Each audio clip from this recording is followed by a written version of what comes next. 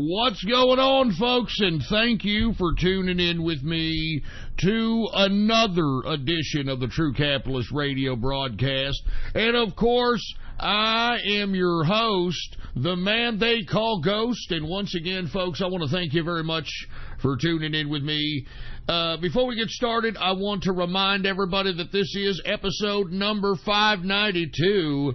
Episode number 592 for all the folks that are keeping track of the True Capitalist Radio broadcast.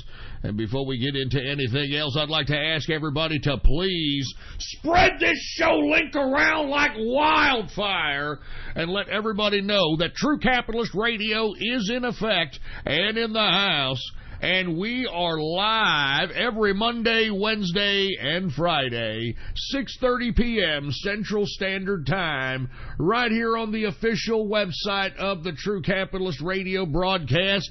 And I love being independent now, baby. Type this in your browser right now. Type it in your browser, add it to your bookmarks, add it to your favorites.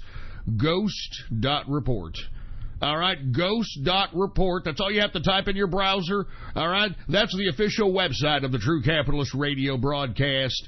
And, of course, if you have not done so, please follow me on the last bastion in social media on the internet today. And that's on Gab, folks. That's my only social media representation on the internet. Gab. And you can get there by typing in your browser right now, gab.ai. And you can follow me on there, folks. I strongly advise you to get yourself a Gab account, all right, because we have to resist. You know, you have all these leftists talking about resistance this, resistance that. The internet must resist these Silicon Valley oligarchs and start making other social media and other internet companies and other independent media that much more prevalent in the internet today. Okay? Get yourself a Gab account right now. It's free, and there's no advertising. You get to keep all your data. There's no nefarious Facebook-like Zuckerberg activity going on. Once again, type in your browser, gab.ai. And once you're there, folks, follow me on there. Follow yours truly on there under the name, get this, Politics Ghost. Okay? All one word, no underscores, Politics Ghost is the name to follow on Gab, folks, okay? And by the way, I want to say what's going on to the True Capitalist Radio chat room. What's going on, baby? I see you in there. If you want to be a part of the True Capitalist Radio chat room, all you have to do, it's as simple as this, follow these directions right here. Because if you were with us this last week, I'm not going to tell you what day, and if you were on with us at night, you would have been privy to listening to us expose QAnon.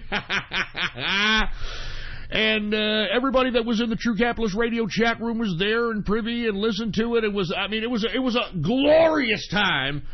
You need to be privy to this too. Go ahead and join the True Capitalist Radio chat room by going to my Gab account right now. Go to my Gab and hit the subscribe button for premium content. It's as simple as that. Hit the subscribe button for premium content, and once you do, private message me on Gab. Let me know your Discord chat name, because that's where our private chat is, Discord. Private message me with your Discord chat name, and I will give you a private invitation to the True Capitalist Radio chat room. It's that damn simple.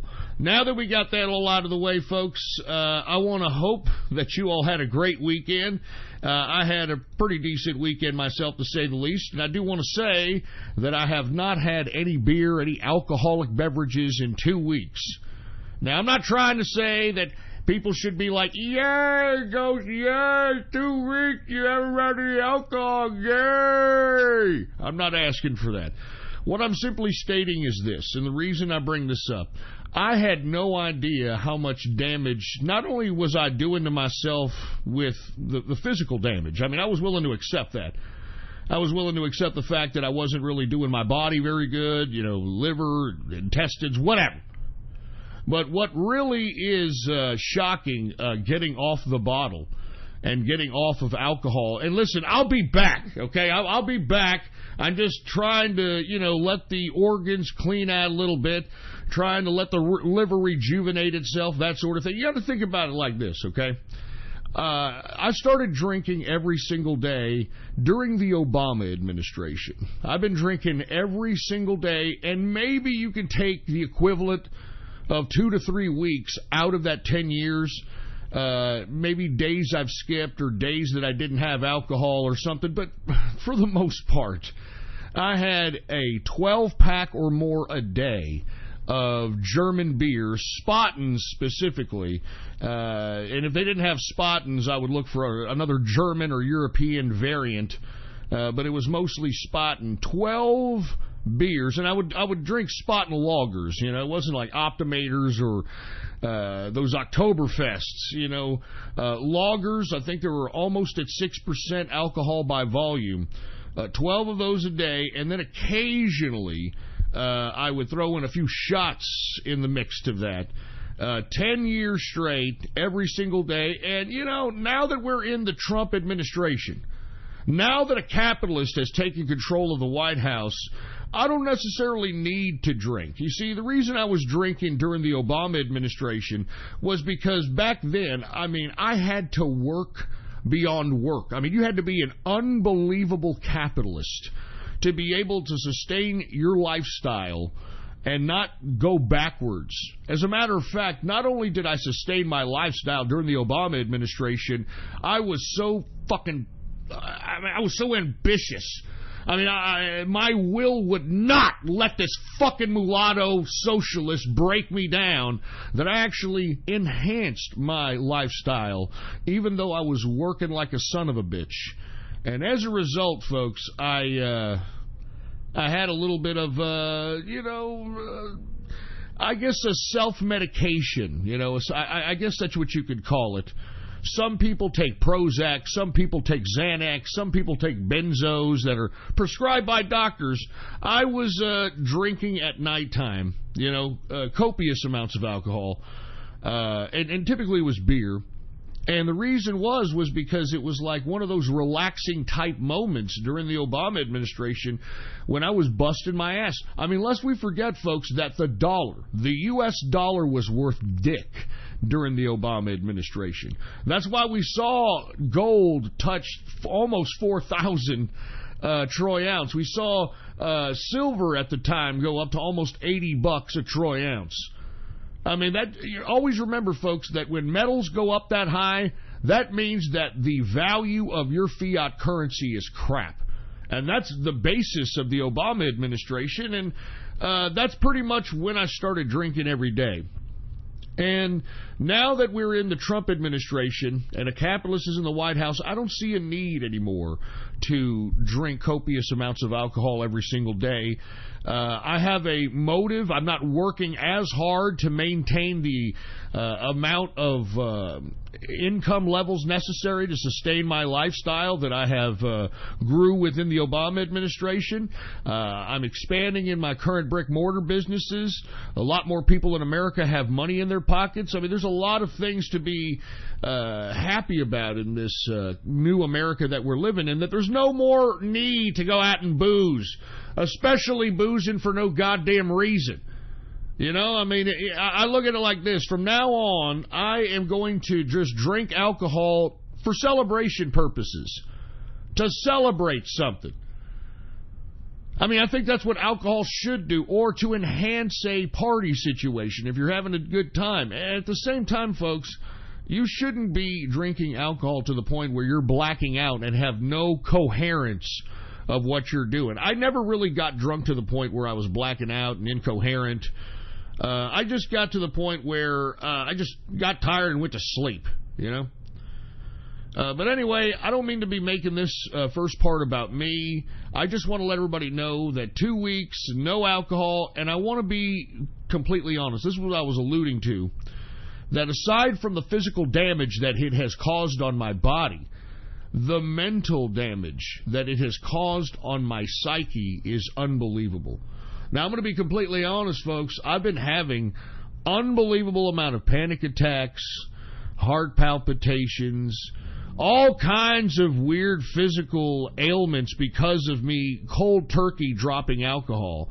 And according to many that have been concerned about my situation in the inner circle and the True Capitalist Radio chat room, they were telling me that actually going cold turkey and dropping alcohol is more dangerous than actually quitting narcotics. And that, I could be potentially looking at seizures, other heart conditions, all kinds of things could happen because I decided that I'm going to cold turkey stop drinking alcohol, and I was a little concerned, to say the least. But I'm going to be honest with you, I've been able to withstand all the withdrawal symptoms, even though it's very, very bad anxiety, folks. I'm not even joking. I will never shit talk anybody who has anxiety attacks ever again. Because I always thought anxiety attacks were a bunch of crap, I always thought it was a bunch of crap up until, my mind started playing tricks on me because I stopped alcohol. All right? And it's not fun. It makes me feel like a fucking idiot, to be honest with you.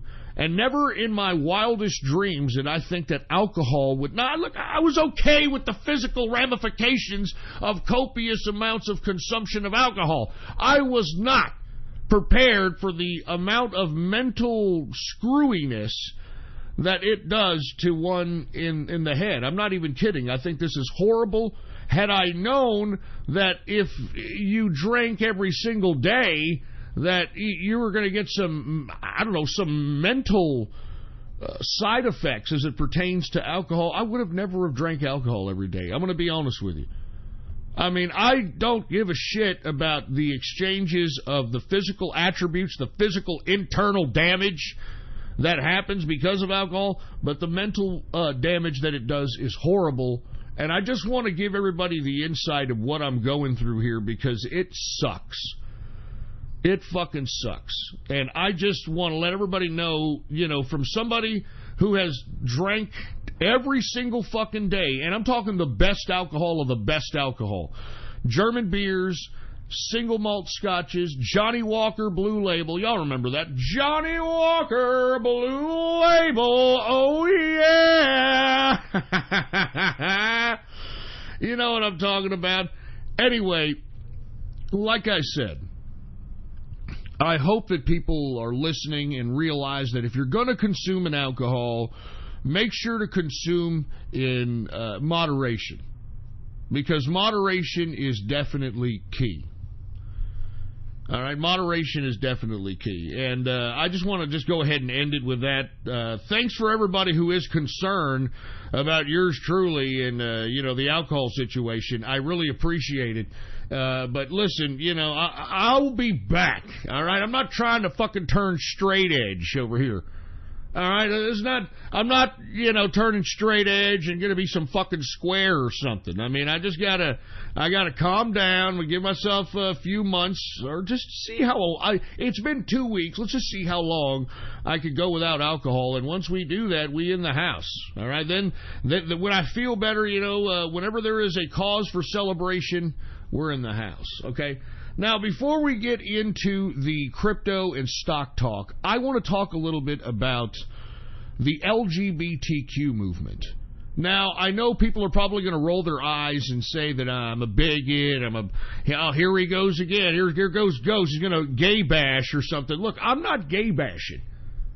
I'm not gay bashing whatsoever, but there was a mayor in California somewhere, I forgot what city it was, that came out in some kind of an op-ed article in his local newspaper and suggested that since we celebrate June as the month of Pride Month, Gay Pride Month, June, that why can't heterosexuals have a straight Pride Month in July?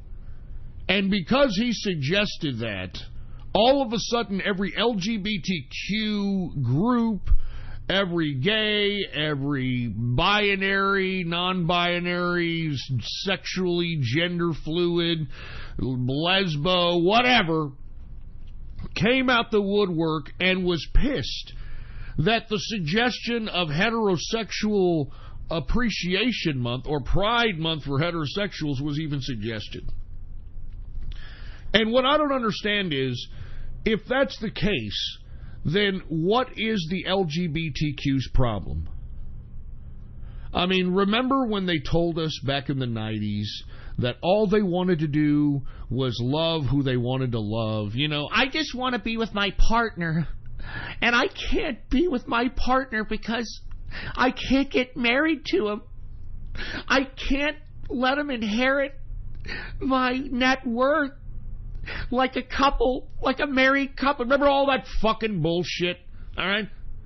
And remember the critics of gay marriage. Remember the critics of those that were trying to prevent gays from coming out the closet. What was the criticism? What was the proverbial criticism that you always heard? It's a slippery slope, folks. Don't let gay marriage happen. If we let gay marriage happen, before you know it, we're going to have pedophilia, we're going to have necrophilia, we're going to have bestiality. And folks, how long ago was it when Obama, our first gay president with his tranny wife, how long ago was it before he actually legalized gay marriage in America? It's not that long ago. It was like a few years ago. A few years ago, and look at where we have gone since then, okay? Look at where we've gone. Now, I want to be completely honest with you LGBTQers out here, okay? Much like I talked about women last week, it's your turn, Fruit Bowls, okay? You people are now a protected class.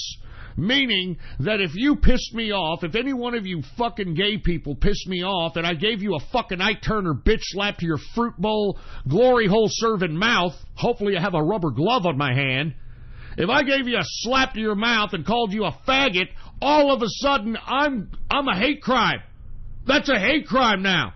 Under federal law, that's a hate crime. You cannot slap a faggot in the mouth and call him a faggot because you will be thrown in jail for a hate crime. Okay, that's fine.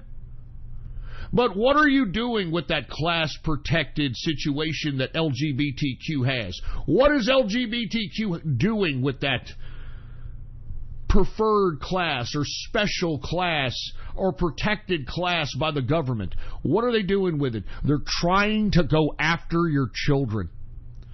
They're trying to go after your children. And I don't understand why these LGBTQ folk went from we just want to get married to now they want your children to be infected figuratively and literally with this ridiculousness of debauchery and hedonism.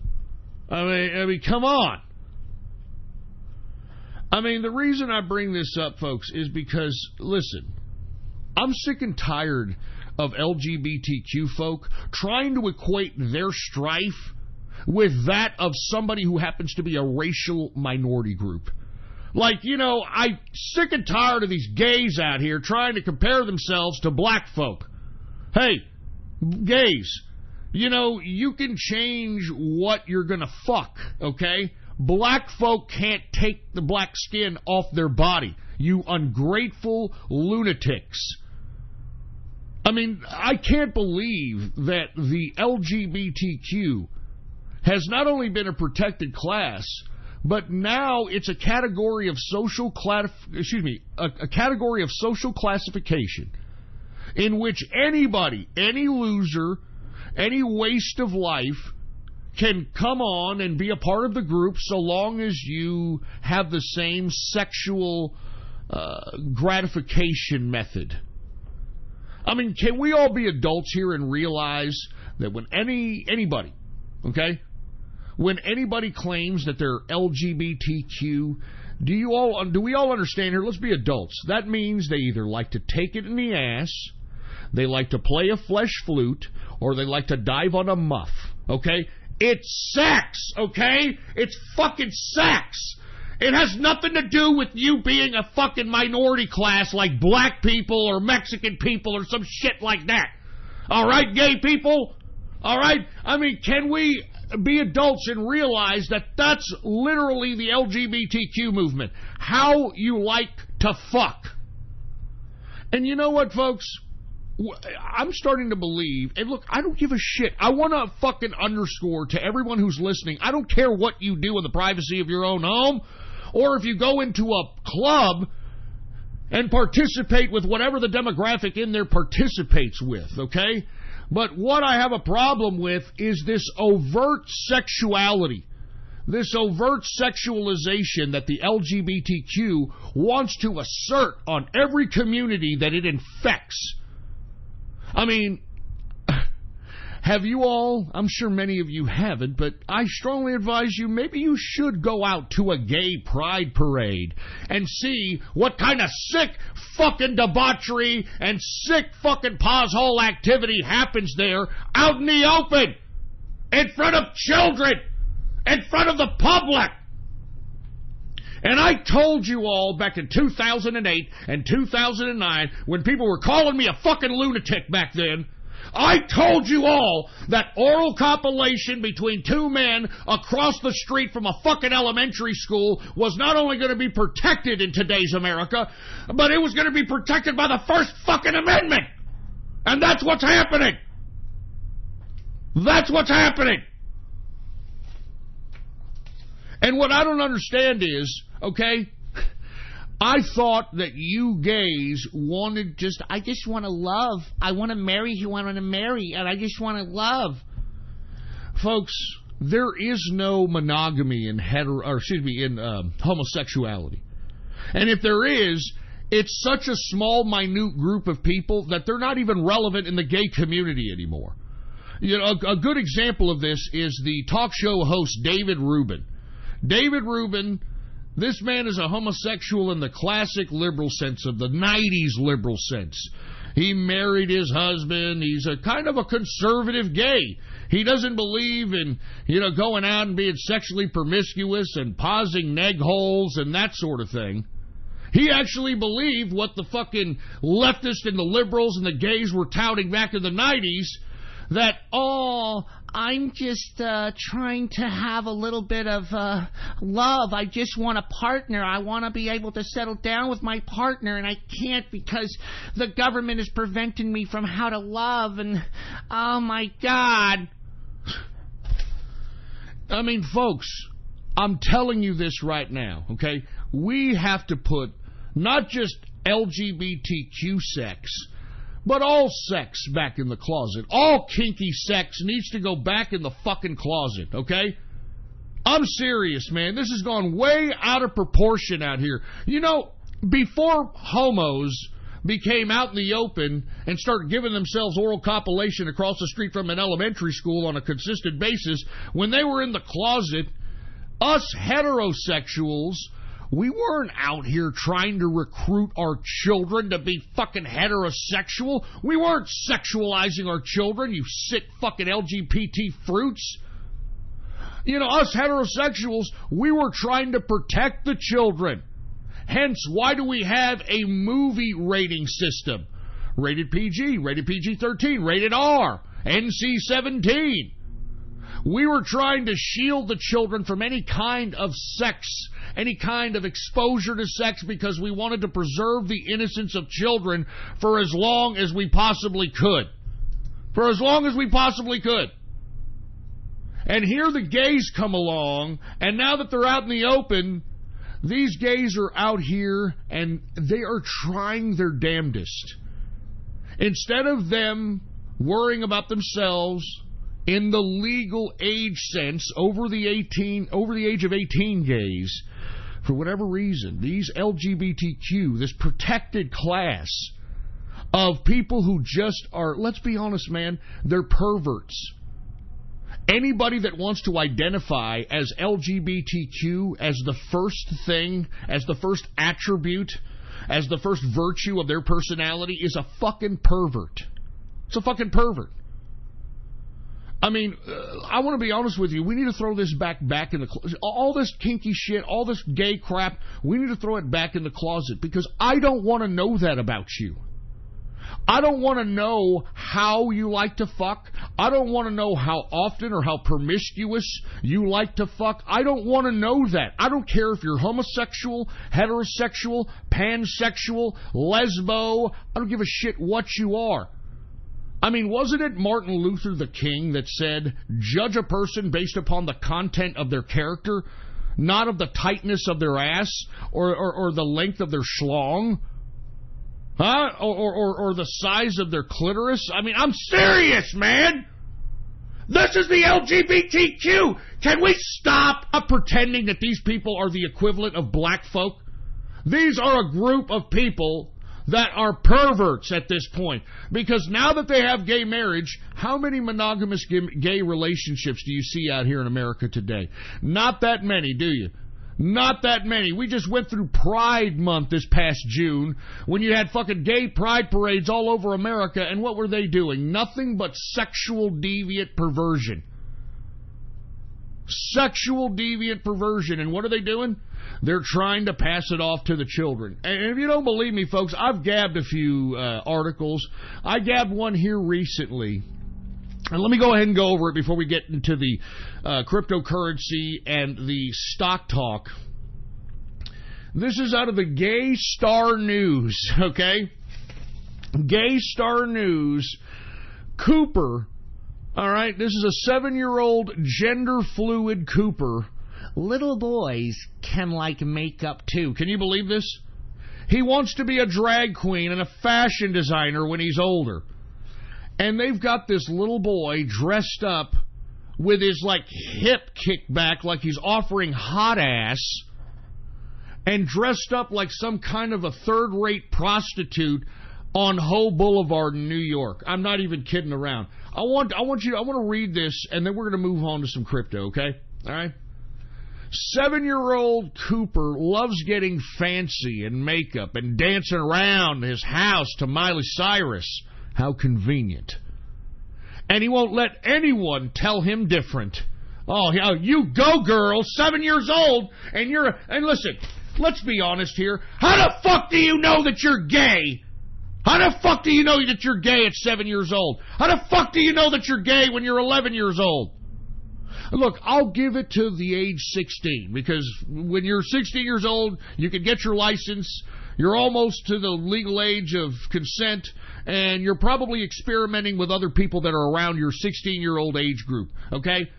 So maybe you can justify, oh, I'm gay, because, you experimented with somebody else who's 16, and you realized you like your fucking prostate massage with man meat. Okay? But how the fuck does anybody who's 7 or 11 know they are gay unless they were molested? I mean, has anybody ever fucking asked these questions? How the fuck does little Cooper over here, this gender fluid Cooper, how the hell does he know that he wants to be a drag queen? How the hell does he know that he's fucking gay unless he has been penetrated by some sick fucking pervert? Wake up, folks! God damn it! This is fucking lunacy that we are accepting in America today.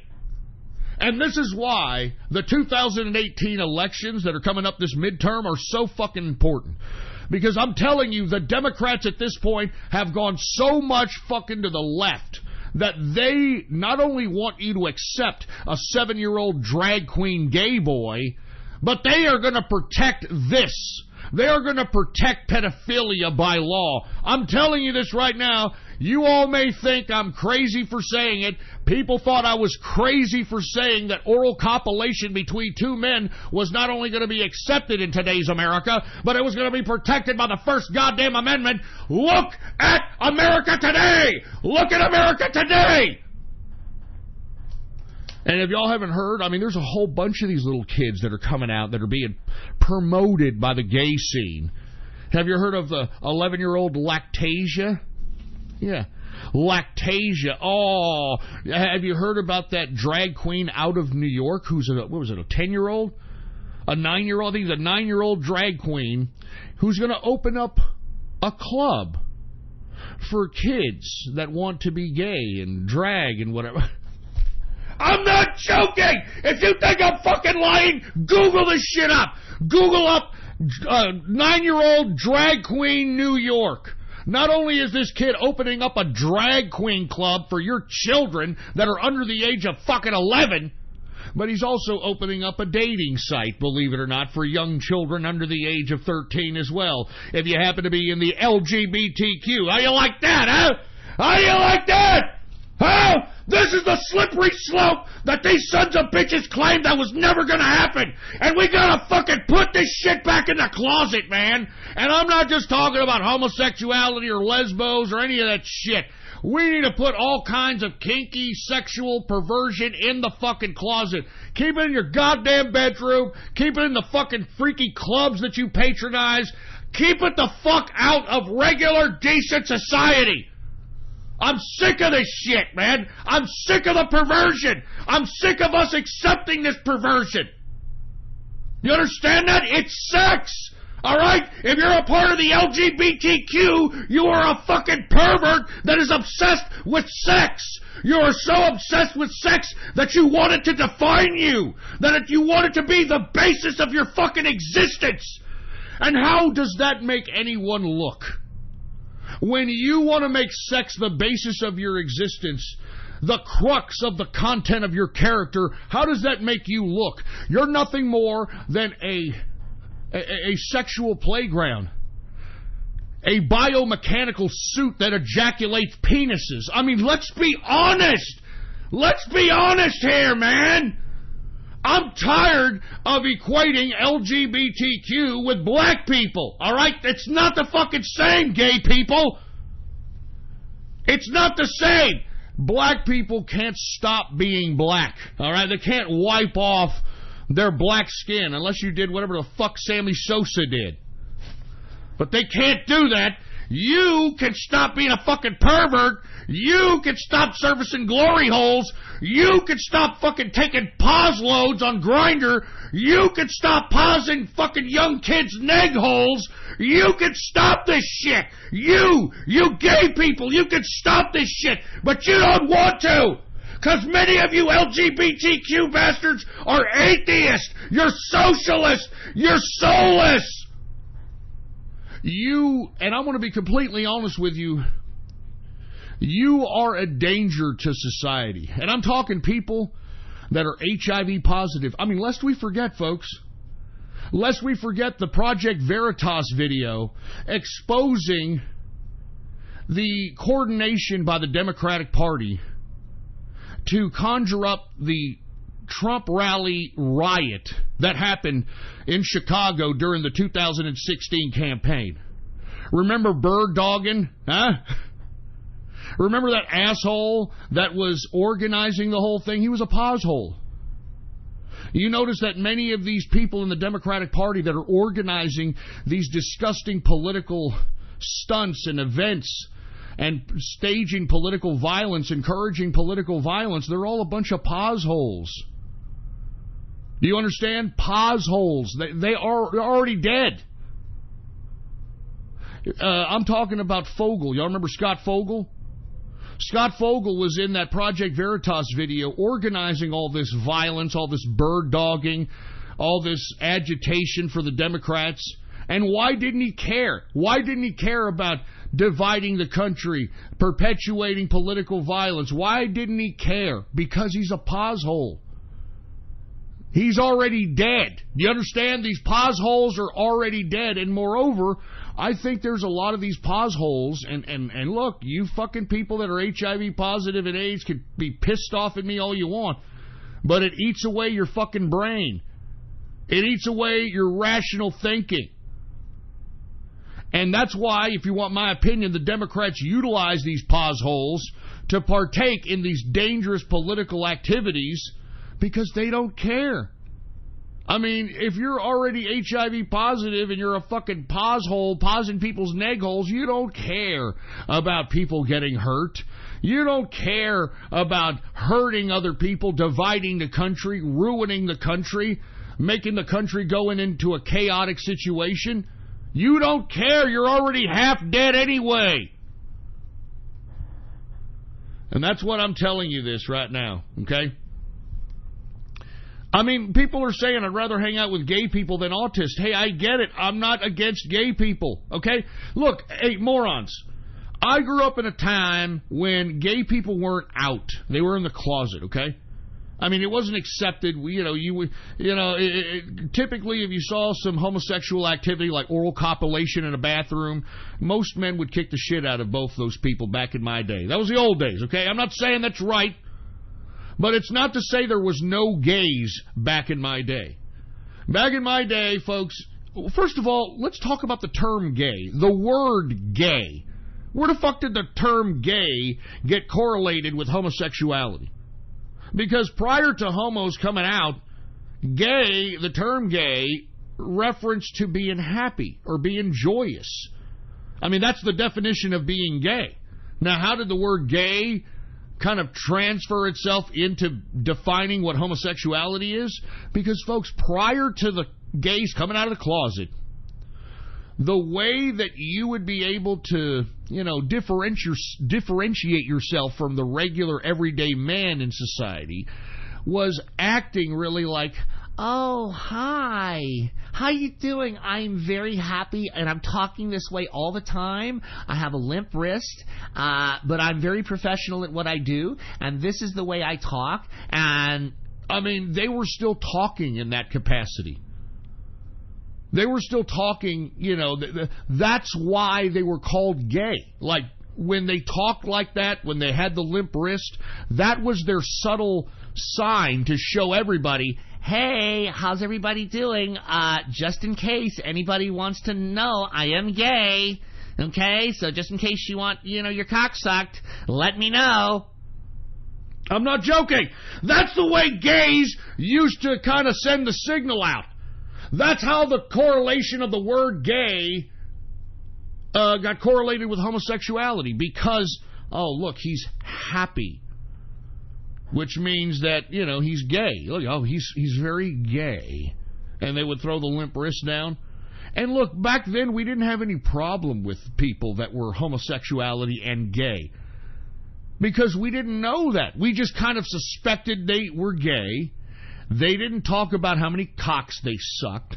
They didn't talk about how many pos loads they took. They didn't talk about anything sexual. They just were like, hi, how you doing? My name is Tucker, and I'm just going to be sitting here, and this is how I'm going to act all the time. Okay? This is my signal back before we were out in the open. This is my signal to let everybody know that, yeah, I'm gay, and just in case nobody's looking, if you need, your penis ejaculated, let me know. Tap my head when I'm in the bathroom. Let me know. That's the way it was, and you know what? Society was just fine. Society was just fine when all that sexual perversion was in the closet. And I'm not just talking about gays. I'm also talking about heterosexual perversion. I'm talking about, heterosexual. I mean, what do we have now? I mean, last Friday when we exposed QAnon, what was QAnon? A fucking furry.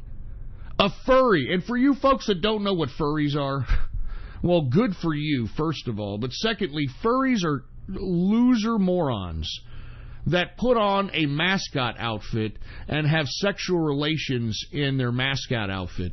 They think that they're animals, okay? I'm not kidding. They put their little animal outfit on, and they start having sexual relations with their stupid animal outfit on. I'm not kidding. There's a whole community of these sick fucking idiots. I mean, all this shit needs to be put back in the closet, man. I mean, people that get off on fucking sick cartoons, sexualized cartoons, that shit, all this perversion needs to be put back in the goddamn closet, man. We need to start protecting children from this sexual deviance, man. I'm not kidding around, and if we don't, then what kind of a society are we? Well, Ghost, I mean, we do have 7-year-old gender-fluid Tucker, Cooper. Cooper, I'm sorry. Sorry, Cooper. Huh? Jesus Christ, man. Oh, my God. And this is America, folks? This is the America that you want? Is this why people become Democrats? Because this is pure Democrats right here.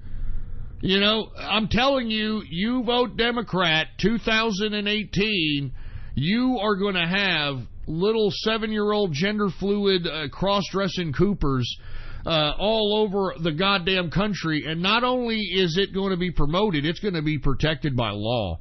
and you're going to have to accept it by law. And if you don't accept if you got a little 7-year-old, and if you don't accept that it wants to wear a dress, it could call the goddamn the gender fluid police and come in and take away your child because you're not raising it fucking good enough, and we got to come in and we got to take away your child because you're not letting it do what it wants to do. Oh, you fucking freak.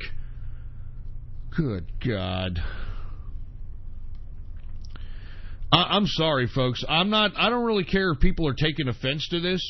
But, you know, it needs to be said, and like I said, I don't care what you do in the privacy of your own home. I really don't give a shit.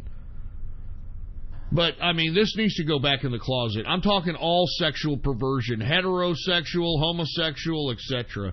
And hold on, does Cooper have a makeup tutorial? Oh, no. This 7-year-old has been put on YouTube?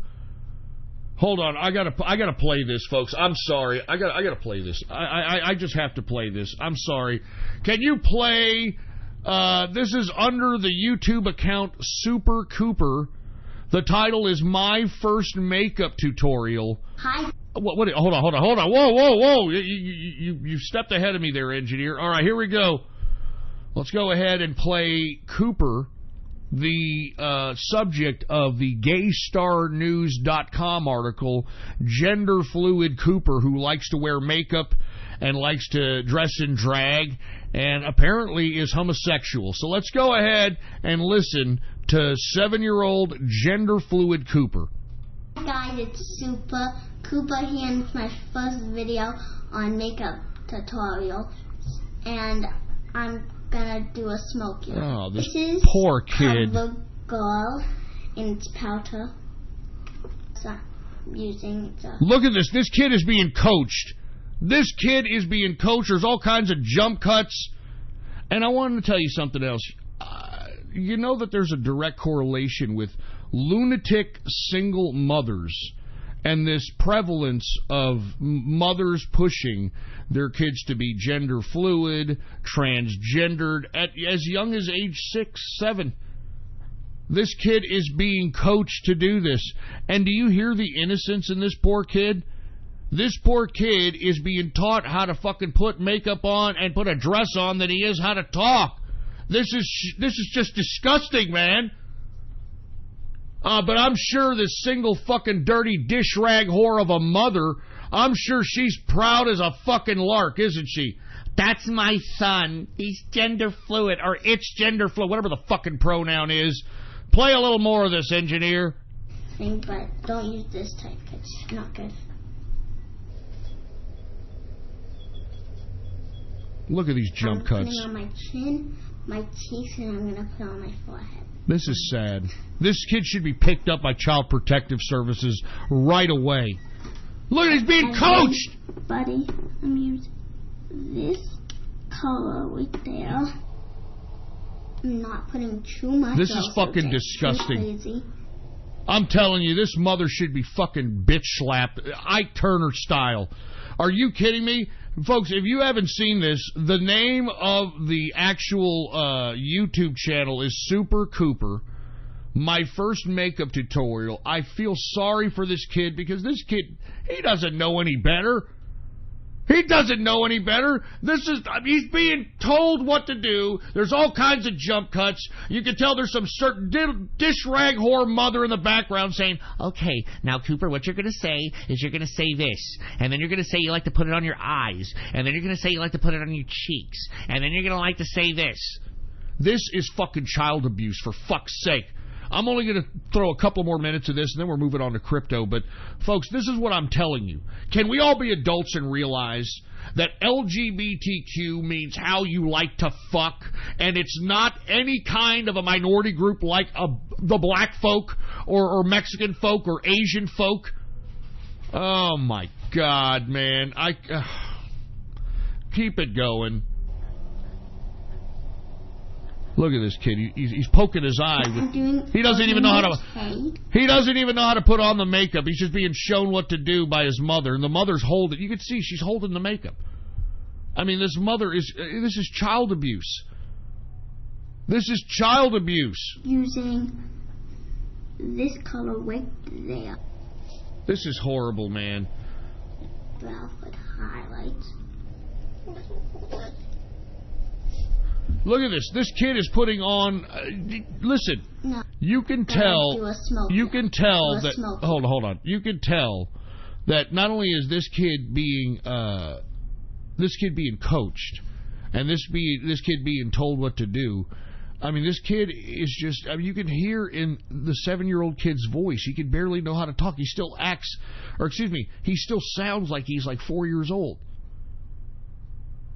The mother is more concerned about showing him how to put on dresses and makeup so that she can be progressive with her liberal fucking friends and ruining this kid's life. I feel bad for this kid, Cooper. I'm gonna a little bit more. And don't do a smoky eye. I'm gonna do a smoky eye. I'm gonna do a smoky eye. He said. In the cake, it's sparkly and gray. Oh, Jesus Christ! And I'm going to use the same color, like this color right there, to do like Jesus. Like here and here, and in my eyebrows too. Makes my eyes look bigger. Oh my God! I feel so sorry for this kid, man. All right, I've had enough of this. I've had enough. Jesus. Anyway, folks, my apologies for taking too much time on this, but I'm tired of this whole, oh, well, I'm LGBTQ, and I am a minority group just like the black people, okay? All right, just like the black people. And you know what I'm going to do? I'm going to wear a nice little scarf that was dyed in HIV blood to show how I'm such an activist for the LGBTQ. That's right. I'm not showing any fear. I'm an activist. Did y'all hear about that? Yeah, one of those RuPaul drag queens. You know, RuPaul has that stupid drag queen show, whatever. One of her drag queens was in the media, what was it, last year sometime, because it decided to wear some kind of a blouse that was dyed in HIV blood to show gay solidarity. Since when did getting infected by HIV/AIDS become a political statement? Huh? Probably around the time gay marriage came into law and Barack Obama and his tranny wife came into power, etc. No, I'm HIV positive, okay? That makes me powerful, okay? I'm homosexual and I'm HIV positive. I am so powerful. I'm such an activist. Jesus Christ.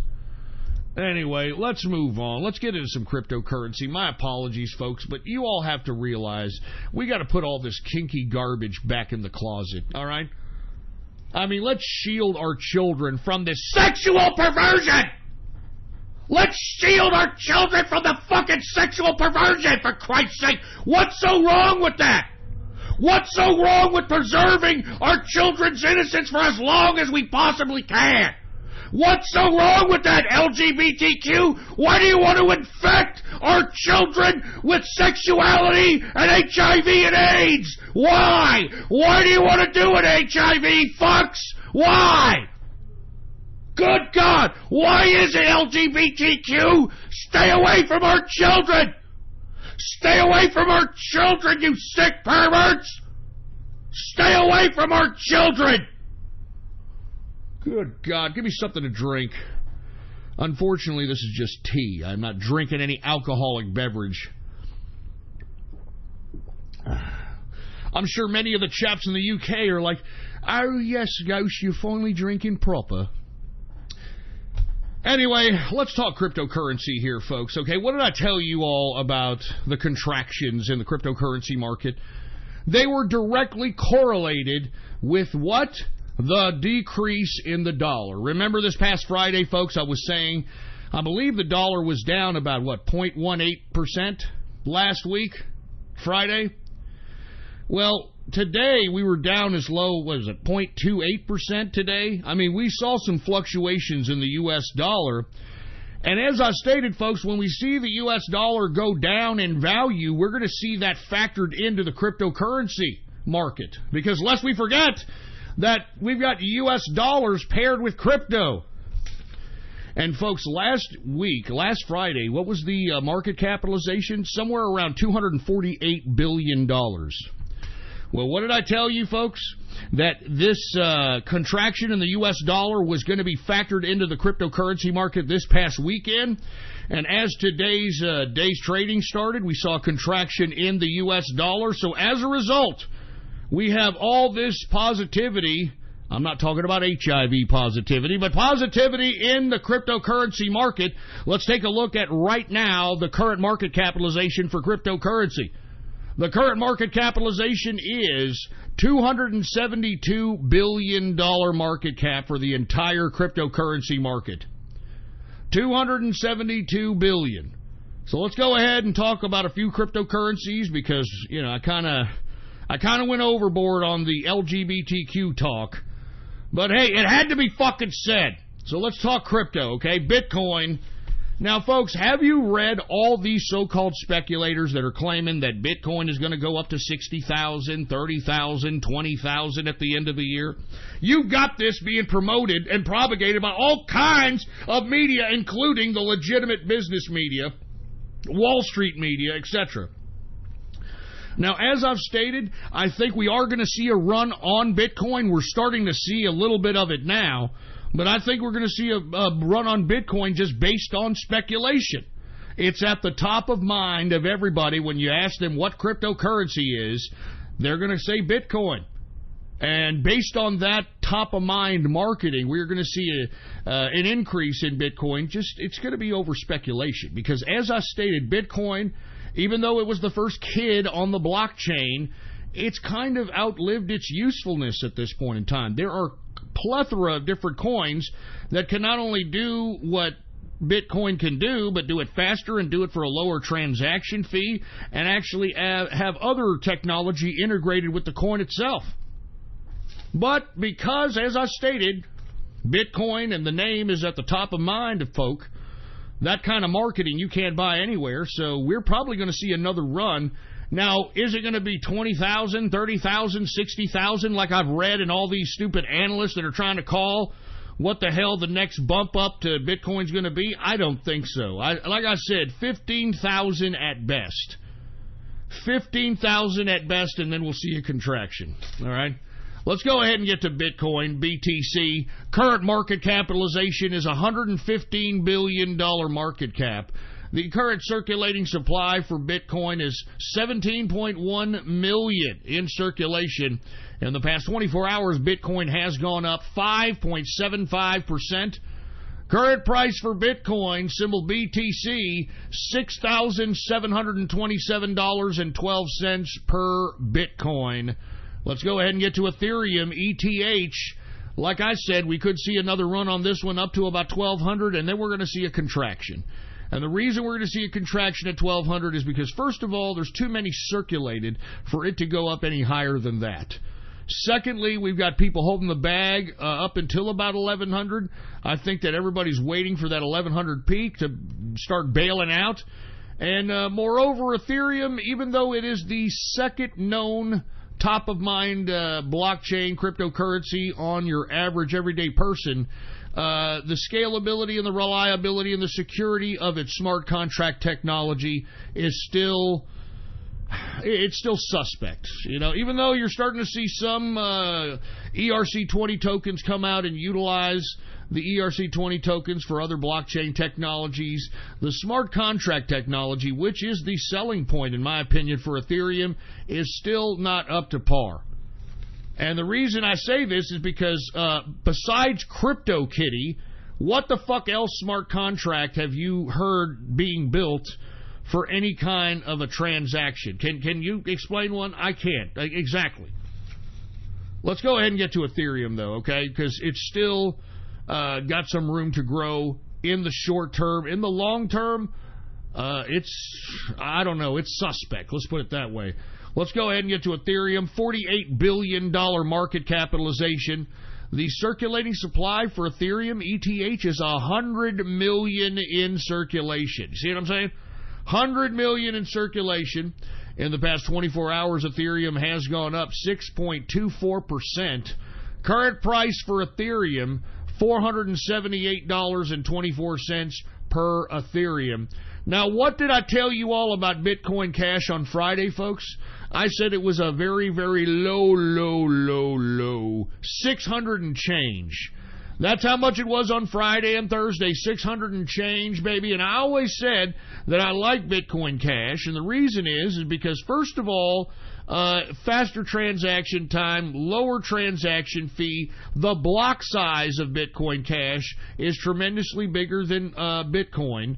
Remember, Bitcoin's block sizes are like 1 megabyte, and Bitcoin Cash's block sizes are 32 megabytes, which means that the blockchain of Bitcoin Cash can handle over 250 transactions a second at the 32 megabyte block size.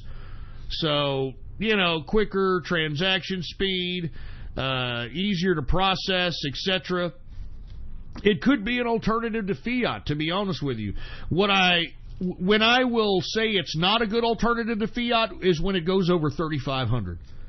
If it goes over 3,500 USD, then it's not even suitable for fiat, because then we're in over-speculation territory. But if you would have listened to old Ghost on Friday and maybe entertained a little bit of a position in Bitcoin Cash, you'd be up major on your money today. Let's take a look at it. Bitcoin Cash, symbol BCH. Current market capitalization is $13.8 billion market cap. The current circulating supply for Bitcoin Cash is 17.2 million in circulation. In the past 24 hours, Bitcoin Cash has gone up 10.43% increase in 24 hours. See what I'm saying? 10% increase, baby. Over 10. Current price for Bitcoin Cash, symbol BCH, $800.61. What did I tell you? What did I tell you, baby? Let's go ahead and get to Litecoin. Now, I want to be honest with you, folks. I used to say that Litecoin was a viable alternative to fiat, and even though Charlie Lee, the creator of Litecoin, always spurgs out and acts like an autistic case on Twitter, I want to be honest, folks, I am no longer a buyer of Litecoin as of this weekend, and that's because Charlie Lee has decided that Litecoin and him himself are going to get into the banking business. They're going to get into the banking business, folks. Now, I know right when I say that Charlie Lee and Litecoin is getting into the banking business, you're saying to yourself, well, wait a minute, Ghost. I mean, doesn't that defeat the whole purpose of a decentralized currency? I know! So, I'm no longer a buyer of Litecoin since, Charlie Lee thinks he's going to be a part of the banking cartel. All right, I mean, it just goes to show you how much of a spurg this stupid idiot is, for Christ's sake. He must have some bad sushi on a consistent basis, which, some living organism that was in the sushi is living in his brain, because I can't rationalize anything this moron does at all. But let's get to Litecoin, symbol LTC. Current market capitalization is $4.8 billion market cap. The current circulating supply is 57 million in circulation. In the past 24 hours, Litecoin has gone up 6.42%. Current price for Litecoin, symbol LTC, $83.97 per Litecoin. Like I said, folks, I don't know about Litecoin anymore. Now that Charlie Lee and Litecoin are going to go to banking, I don't know about all that.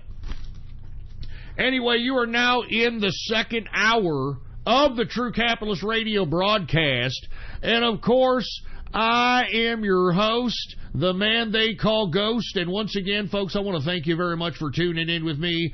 Before we get started on anything else, I'd like to remind everybody to please spread this show link around like wildfire, okay? Let everybody you know all across the internet and throughout the world Let them know that True Capitalist Radio is in effect and in the house, and we are live every Monday, Wednesday, and Friday, 6:30 p.m. Central Standard Time, right here on the official website of the True Capitalist Radio broadcast. And I love being independent now. Type this in your browser right now. Type this in your browser and add it to your bookmarks, add it to your favorites. Ghost.report.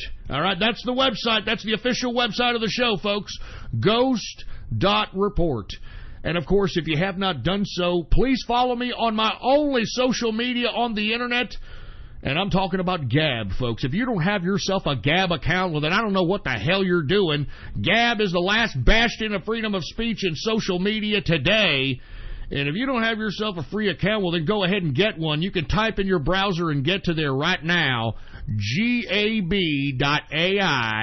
Type that in your browser, and once you're there, follow me under the name Politics Ghost, okay?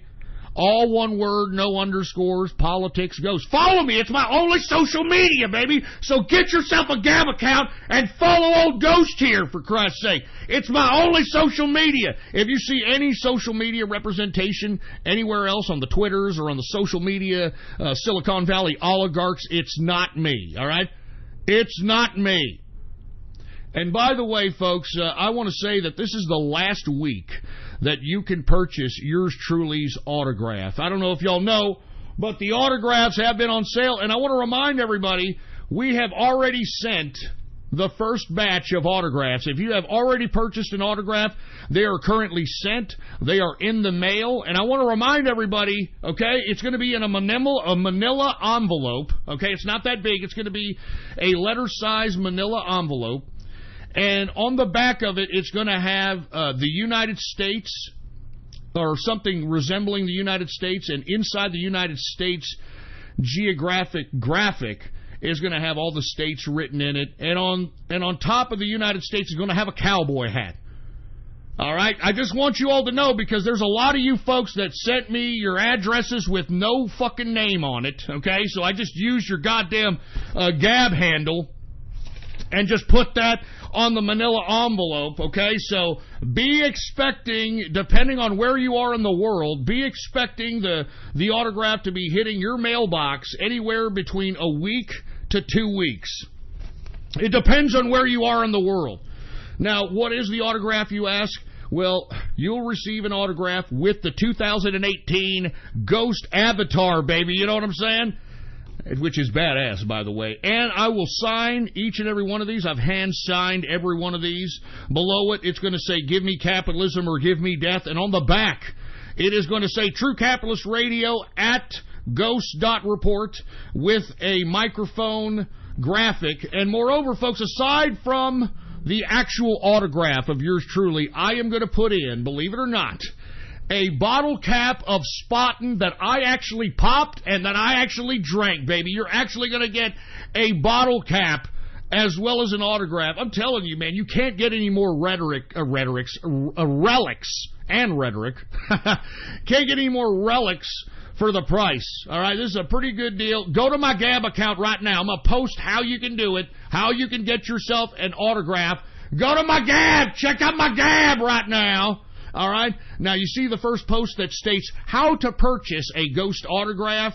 Click the link of that video, okay? Click the link, gab.ai/tv/watch/18436. Click on that link, and it'll tell you how to purchase a autograph of yours truly. And by the way, let me go ahead and give some shout-outs to everybody who purchased an autograph. I think we have had, almost 50 or 50 of them already sold, man. So, yeah, man, kicks ass. Thank you all for not only supporting the True Capitalist Radio Show, but by purchasing them through Gab, you're also supporting Gab, baby. You know what I mean? So, once again, I want to start from the most recent person to purchase one to the first one who purchased one. Let's go ahead and look at it. What's up, Specky? What's up, Specky? Tolman in the house. Moist Capitalist. I'm not even kidding. That's the name. What's up, Kittykins?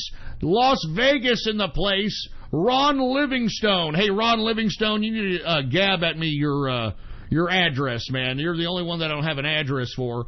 So make sure to gab at me. Art of Balance, the Pet Mexican, Kevin Coe, man. Kevin Coe, hardcore fan, purchased 6 autographs.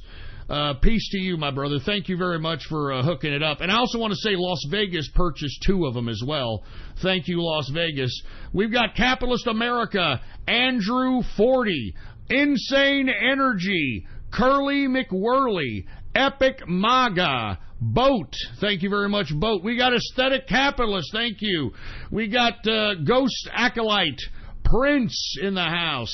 MF Bestet, thank you, man. Ice Cap, thank you very much, my man. Spore 89, Beer Force, Australian Capitalist, It's Al, TCS 2K18, Freezing Zakata, Jupiter 9099, Holden Capitalist, MBJS, Stagio, The God of Rage, Metaform, C4AR, Mule Dog Gaming, Jingo Bert, Man Bear Pig, Sparked Synapse, Decatur, Blasphemous Bastard, BN King, and Hockey Live.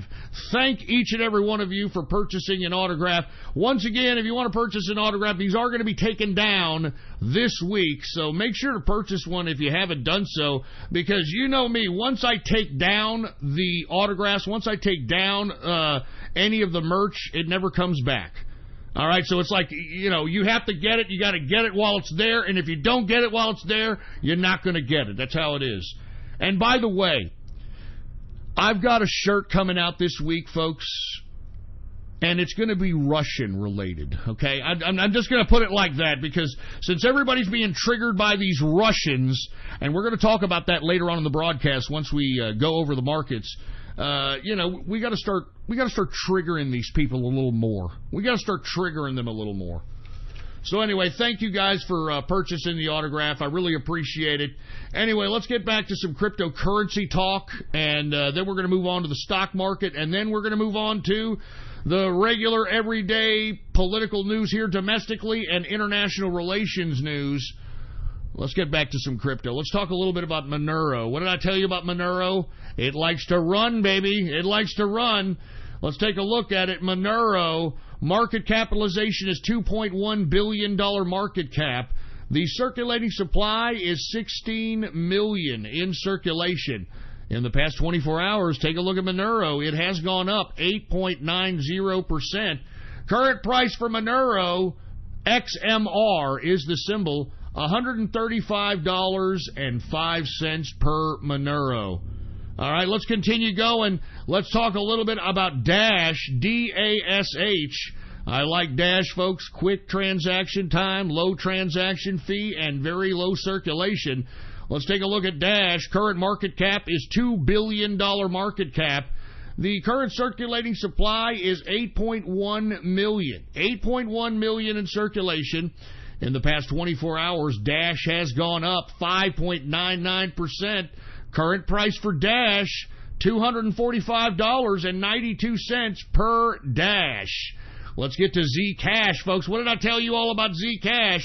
I see nothing but increased prices for Zcash now that we've got Zcash a part of the Winklevoss exchange that they're starting to come out with.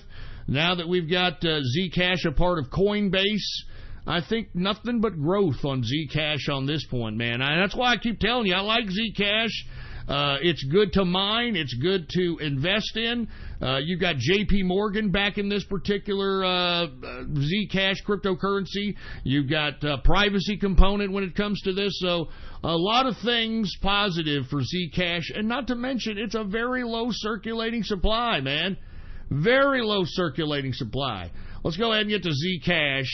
Symbol ZEC. Current market cap is 811 million in market capitalization. Take a look at the circulating supply for ZEC. Circulating supply is 4.3 million in circulation. That's it. 4.3 million. In the past 24 hours, Zcash has gone up 5.14%. The current price for Zcash, folks, and I'm a buyer at these prices, $185.74 per Zcash. And lest we forget, folks, we got people holding the bag on Zcash as high as $800. $800. So just bear in mind. Now, what did I tell you about my biggest holding and the Inner Circle's biggest holding? And I'm talking about Quantum, symbol QTUM. Symbol QTUM. What did I tell you about this damn thing? Aside from it being the coin of the future, it was at low prices, man. I'm talking about 7 and change. 7 and change prices, for Christ's sake, man. I mean, I was gobbling up Quantum, QTUM, throughout this whole last week like it was going out of style. Same with the Inner Circle. And there's a whole bunch of reasons. First of all, we feel that Quantum, at some point, once the mass adoption and the technology starts getting recognized by the market, we could see Quantum take the same trajectory as Ethereum. And the reason is because it has Ethereum's technology, smart contract, but better. I'm telling you, the x86 virtual machine that Quantum just switched over is going to provide flexibility to programmers to program smart contract-based technology through Quantum, because unlike Ethereum uses the Ethereum virtual machine to process its smart contract technology, and the program language to program smart contracts in Ethereum is limited to only Solidity. Solidity is the only program language you can use to program a smart contract in Ethereum. But now that QTUM has switched from the Ethereum virtual machine to its own x86 virtual machine, you can write decentralized apps. Keep in mind, remember that phrase, decentralized applications. Because at some point, we're not going to need the Apple Store. We're not going to need the Play Store or the Androids or any of that. We're not going to need any of that, because they're all going to be decentralized applications integrated with whatever secured blockchain, which I believe will be Quantum. Now, with the x86 virtual machine, you're not limited as a programmer to Solidity to program a smart contract integrated decentralized application. You are expanded to C++, Java, and I think a few other program languages in which the x86 virtual machine can accept, can read, and can process. So the expansion of the program languages is huge. It's huge because Solidity, it's limited to say the least. So I'm looking forward to these programmers starting to program decentralized applications for Quantum and integrating the goddamn Quantum cryptocurrency in the actual application itself. And it's only a matter of time, folks, only a matter of time, because not only is the smart contract technology better on Quantum, the transaction fee and the transaction speed on Quantum is second to none. I'm a major buyer of Quantum, folks. I mean, we're acquiring as much of it as we possibly can. We got a lot of people in the Inner Circle, part of the old 500 club, meaning they've got 500 or more Quantum. I mean, we're serious investors on this coin. We are long-term investors. And let me tell you something. Long-term investment reigns supreme. The Inner Circle this morning, I was chatting with the Inner Circle, and they found tweets from 2011 from people who were dabbling into Bitcoin at that time. And one of the tweets, and I swear to God, it was, I shouldn't have sold my Bitcoin at 30 cents when I bought in at 6 cents. Now that it's $8. Oh, well, no big deal. It was only 1,700 Bitcoin. I'm not joking. And this was a 2011 tweet in which some impatient asshole decided that because he bought in 1,700 Bitcoin at 3 cents, he thought, hey, it's 30 cents. Let me get out of it. He's pissed and kicking himself because it went up to $8. I mean, just imagine, folks, had this moron just sat on that fucking Bitcoin and not done nothing with it. Just sat on it and saved it. And if you would have saved it at Bitcoin's peak, all you have to do is do the math, okay? 1,700 times 20,000. And that's how much that idiot lost. And we looked at that idiot, the same moron that made that tweet in 2011. We looked at his modern, present-day tweets. This guy's tweeting about Skyrim videos on YouTube. I mean, that just goes to show you how autistically retarded and idiotic this moron is. Because if it were me, I would be kissing the brunt end of a shotgun, knowing how many millions and millions of dollars I lost being a stupid, impotent, and impatient jerk. Now, the reason I am criticizing that asshole for being impatient and selling is because, folks, you have to calm your asses down. You need to realize that you're never going to get rich quick. And if you do, you got to be worried, because as quick as it comes is as quick as it goes. Remember, just because you're making large sums of money today doesn't mean you're going to be making large sums of money tomorrow. I think I used the example of Johnny Depp, the actor. Johnny Depp made over $600 million in his fucking career, and this guy is flat broke. Now, how the hell did he become flat broke after he made $600 million in his career? Because he adapted a lifestyle that is unsustainable. I mean, folks, just because you can have the $25 million mansion, just because you can have the maids, 8 maids and 3 cooks and a butler and, a fleet of cars and a beach. I mean, all this shit, not only does it cost money, but it costs money to sustain. You have to continuously make a certain amount of money to sustain that lifestyle, and as soon as you don't, it's over. It's over. So what I don't understand is why would you, once you got an investment, let's say you got in at Quantum at like $14, $15, and you've been sitting there and you're like, man, it's at 7, man, it's at 8. God damn it. Well, just sit there and hold it. There's no reason to cash out and sell it, because what's the alternative? You cash out, you sell it, and what are you going to waste the money on? You're going to either burn it on booze, food, or broads. I mean, let's be honest. That's why you're cashing it out. Why don't you just hold it in there as a net savings, as net worth? I mean, you have to understand, that's what defines you as a human being. That's what defines you as a capitalist, is how much net worth you own.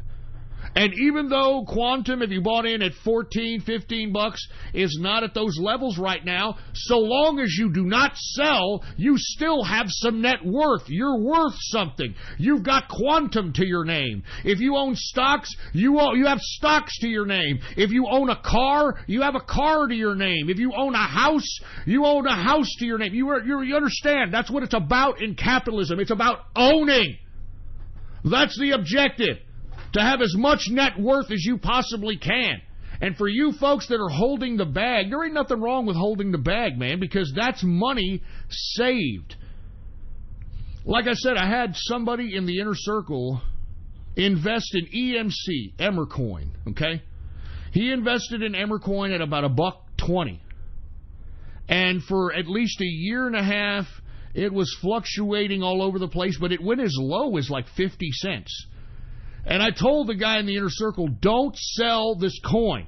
You're gonna eat your losses, and you'll probably never recoup them.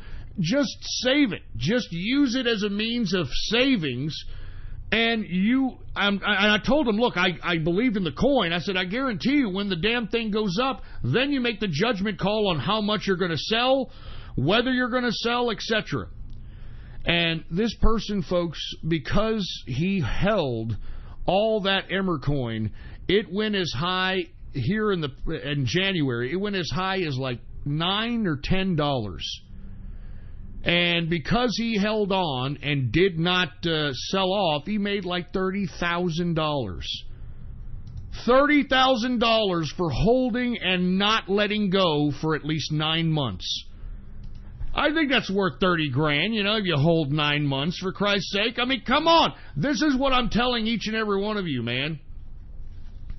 Do not, I repeat, do not sell unless you own a shit coin like Tron or something that is a complete scam. Because at some point the scam's going to come tumbling down. But if you hold coins that have a future, if you hold coins that have technology, then, folks, then just hold, even if it is contracting. Even if it is contracting, hold, okay? And that's what I'm telling everybody on quantum at this point. Because aside from holding quantum and waiting for the price to go up to the trajectory of an Ethereum, $100, $200, $300 a coin, quantum has a proof of stake model. Meaning, I have my quantum wallet open right now. I've got, I don't have all my quantum in one wallet because, you never know what could happen. But I've got a good chunk of quantum in this particular wallet right here. And as it's sitting in the wallet, as the wallet's on, I'm going to get a proof of stake payment. I'm going to get stake payments. Meaning, quantum is going to pay me quantum for holding quantum in my quantum wallet. That is the model, as opposed to mining your cryptocurrency, as opposed to having a GPU mining actual cryptocurrency. This is a proof of stake model, which is beautiful. All you have to do is just have your goddamn quantum wallet open with your quantum in it, and you're staking. You're staking your quantum. And aside from that, remember, quantum has its own token, QRC20. And many of the new QRC20 tokens are being airdropped right into the damn wallet of quantum. So it's free money all around, and that's why I'm telling everybody, man. It is quantum time. It is our biggest holding, and I am bullish on QTUM. Let's go ahead and take a look at it, all right? Quantum market capitalization is $738 million market cap. The circulating supply is 88 million in circulation. In the past 24 hours, quantum has gone up 6.15%. Current price for quantum, symbol QTUM, $8.32. $8.32. I'm telling you, I bought a whole bunch at 7 and change, and I'm already profiting. Let's go ahead and get to 0x. What did I tell you all about ZRX, 0x? What did I tell you? I told you that Coinbase was going to do something with this goddamn coin. Remember, I've been telling you that for a month. Coinbase announced last week that it is going to add 0x to its exchange, as well as Zcash and a couple other shit coins that I can't believe that I'm not even going to cover on this broadcast. But now that 0x is a part of the Coinbase tradable coins, it has gone up tremendously. Let's go ahead and take a look at it. Me and the Inner Circle, believe it or not, made a move on this coin when it was 30 or 40 cents. So we are profiting generously. We are loving this increase. Let's go ahead and take a look at it. ZRX current market cap is $609 million in market capitalization. The circulating supply for 0x is $534 million in circulation. In the past 24 hours, 0x has gone up 3.17%. Current price for 0x, $1.14, baby. $1.14. What did I tell you? Now, folks, let me get to one last one here, because we are running out of time here. I'm kind of going overtime with the markets because of the soliloquy that yours truly made at the beginning of the broadcast here. But let me go ahead and talk about 42 coin, all right? Now, I'm going to be honest with you. 42 coin has taken some dips here in the most recent contraction.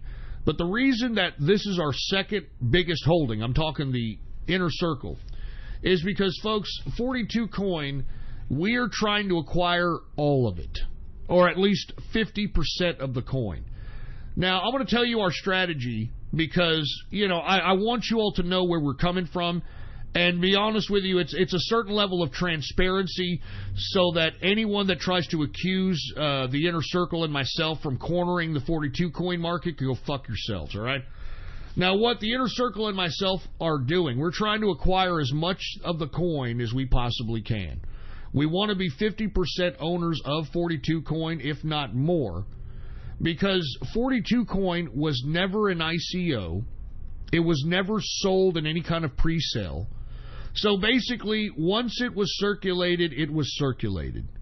So just by that very definition, it falls out of the category of potential oversight of the SEC, the Security Exchange Commission, because what is really getting a lot of these coins in trouble when it comes to the SEC is calling their coin or their distribution of a coin an initial coin offering, or using terminology that is typically relatable to stocks.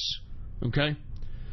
Now, with that being said, we are going to try to acquire as much as we possibly can of this coin, because at some point we want to be the ones exclusively, with the exception of a few other exchanges, that distribute the actual coin. And we're going to, I'm not kidding, we're at some point, the Inner Circle and myself, we are going to be the distributors of this coin. And the reason it's going to be a good coin to invest, it's going to be much like how Coinbase has that one financial instrument that it sells hedge funds. You know what I mean? So what that means is that these hedge funds that are investing in cryptocurrency are utilizing Coinbase to take custody of their coins and hold them in offline wallets for safety, so that they don't get hacked, they don't get lost, etc.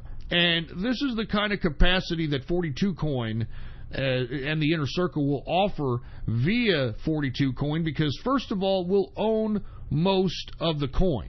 We'll own 50%, if not more than 50% of the coin. So if investors, and look, this is what I was saying, did y'all see during the contraction that 42 Coin stayed fairly consistent and in the positive during the contraction? I mean, this is why this coin is great, because it is where you want to go when contractions happen. It is a safety net for contractions. It is a long-term investment. And here, it's been a pretty good short and pattern trading play, to say the least. So this is what the Inner Circle and myself have in mind, because I want to be honest with you folks. I mean, this coin will bypass the scrutiny of any kind of legal or regulatory body if we decide that we want to exclusively sell 42 Coin to investors that want to exchange. Let's say that there's a contraction and they want to exchange their Ethereum, their Bitcoin, or whatever they're invested in exchange for 42. We're going to be an operation that's exclusive, to where not only will we sell it to you, but because we own most of the coin, the stability of the price is going to maintain its integrity. So just be on the lookout for that. The reason I said that is because now that you have all these regulatory bodies and all these people calling for regulation of crypto, I'm just trying to provide a certain level of transparency, just so that nobody claims that we're a bunch of bad guys or something. All right. Anyway, let's go ahead and get to 42 Coin, because it's our second biggest holding. We've got about 5 or 6 coins amongst the whole Inner Circle. We would like to make that close to half. Close to half. 42 Coin, symbol 42. Current market cap is $1 million market capitalization. The current circulating supply for 42 Coin is 42 coins. And they're already all mined, all circulated. So, there is no group, there is no like the creators of the coin. They don't have a big chunk of it that they're holding on to. Everything's distributed. It's all distributed in the market, and that's why we're trying to We're trying to accumulate it all. We're trying to accumulate it all, baby! All right. Anyway, within the past 24 hours, it has gone down because everything is going up. Remember, 42 Coin is a contraction play. Whenever you're going to have a contraction in the market, move some crypto into 42, man. It has gone down 6%. Current price for 42 Coin, symbol 42, current price $23,542.70 per 42 Coin. All right, let's go ahead and get to the stock market, shall we? Now, Stock market today closed out rather flat with the exception of the Dow Jones Industrial.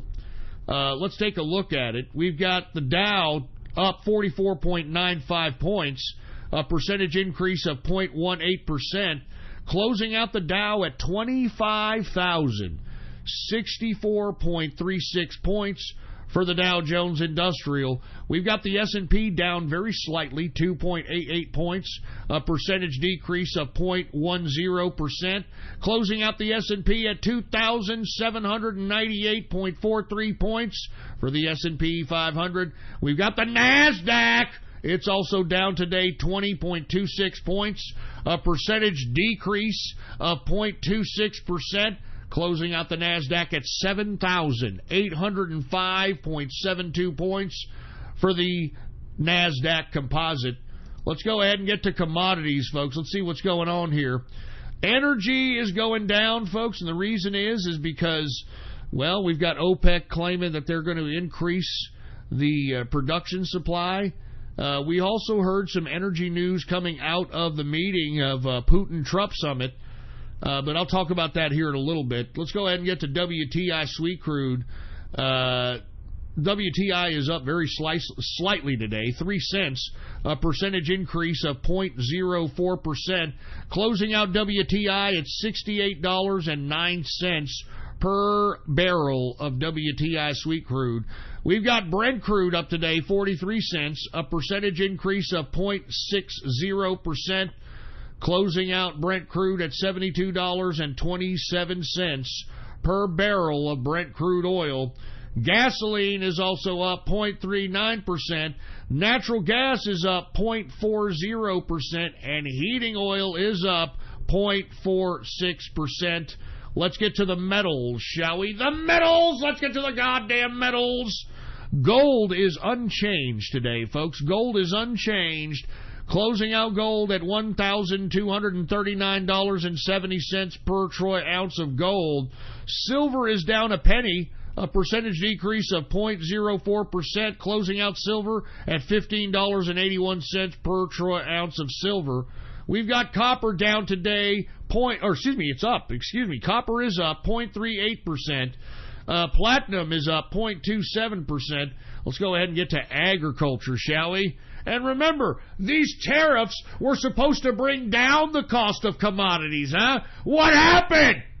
I'll tell you what happened. We don't need these assholes that are thinking that they're going to have a trade war with America, all right? I mean, did you hear that China and its goddamn economy is floundering right now because they want to play rough, they want to play economic games with America? And what did I tell each and every one of you for the past month? That China has more to lose in a trade war than the United States. All right? I mean, we got a $600 billion annual trade deficit with China. If they want to play economic trade war, how are they going to supplement the $600 billion that usually comes from us going to them? How are they going to supplement that? They can't. And that's why their economy is going down the tubes. Their stock market's going down the tubes. I'm telling you, hey, China, take the fucking chopsticks out of your ass and realize that you're going to have to make a deal with America. If you don't, you're going to starve your own fucking people like it was the goddamn Cultural Revolution of Mao Zedong. You son of a bitch. I'm not joking. And that goes for the EU, that goes for those cucks in Canada, that goes for Mexico, and anybody else that wants to start a trade war with America. Just like the president said, we're not the stupid country anymore, folks. We're not the stupid fucking country anymore. We are economically and politically awake, and us Americans are not going to go back to fucking sleep. Let's go ahead and get to grain, shall we? Corn is up 1.06% increase. Wheat is up 0.41% increase. Oats is down 0.32% decrease. Rough rice is down 0.25% decrease. Soybean is up 0.83% increase. Soybean oil is up 0.18% increase. And canola is down 0.21%. Let's get to soft, shall we? Cocoa. Man, cocoa is down, folks. It looks like Ebola. It looks like it's gotten a little bit, not as contagious. And I think the market is factoring in that into consideration because cocoa, the base for chocolate, is down 4.26% decrease on the day. Good God. Coffee is up 0.36%. Sugar is up 1.64%. Orange juice is up 1.10%. Cotton is down 0.08%. Lumber is down 0.21%. Rubber is down 0.64%, and ethanol is up 0.36% increase. Let's get to livestock, shall we? Let's get to live cattle. Live cattle is up 1.19% increase on the day. Cattle feeder is up 1.09%. And folks, lean hogs, that's the only thing that's hurting because them Chinese, they love pig, boy. Oh, they love that pig, and that's one of the commodities that are being hit by the Chinese tariff. I guess they're not going to eat their pork, but you know what? It doesn't matter. All the other commodities are doing pretty good. Lean hog is down 2.35% decrease, and that, my friends, is the markets for your ass. All right? All right, let me go ahead and take a swig of this tea here. Actually, I'm drinking tea. Once again, 2 weeks, no alcohol. I'm doing pretty well. Like I said, I'll be back, all right? I'll be back to drinking. Pretty good stuff. Sorry about that, folks. Now that we've gotten a little bit over the time here, let's just go right into talking about the subject matter of today's news cycle. And I'm talking about the president meeting with Putin. Now, folks, I told the Inner Circle, I also told the True Capitalist Radio chat room that I wasn't expecting much out of this particular meeting, and nothing came out of it. Nothing came out of it. It was more of a diplomatic meeting to mend fences than it was to, put anything on paper, to sign any kind of agreement, anything of that capacity. Now, for whatever reason, the people in the United States establishment political arena, and I'm talking both Democrats and Republicans, whether they're in the swamp or in the media, have been criticizing the president because of this summit. And the reason that, he's triggered the media and the establishment is because POTUS did not acknowledge that the Russians hacked the DNC. And the reason that the president is refusing to acknowledge that it was exclusively Russia that hacked the Democrats' emails, the reason that he's doing that is because he brought up, much like I brought up on Friday, much like I tweeted this weekend, how the hell does the DOJ and Robert Mueller know that these little 12 Russians that were indicted were the actual people hacking the DNC servers when the servers weren't even inspected by the FBI, folks? This is actually factual. I have a Wired Magazine 2017 article on my Gab, and if anybody knows anything about technology, it's Wired, okay? Wired technology, Wired Magazine. The Democrats refused the FBI's investigation into their servers. They refused to allow FBI investigators access to their hacked servers. What the Democrats did was send their servers to some outside, privatized, third-party computer forensics team, and whatever it was that they culminated out of their investigation was forwarded to the FBI. The FBI did not prove, or they did not culminate the information claiming the indictment that was introduced on Friday by the Department of Justice. Okay?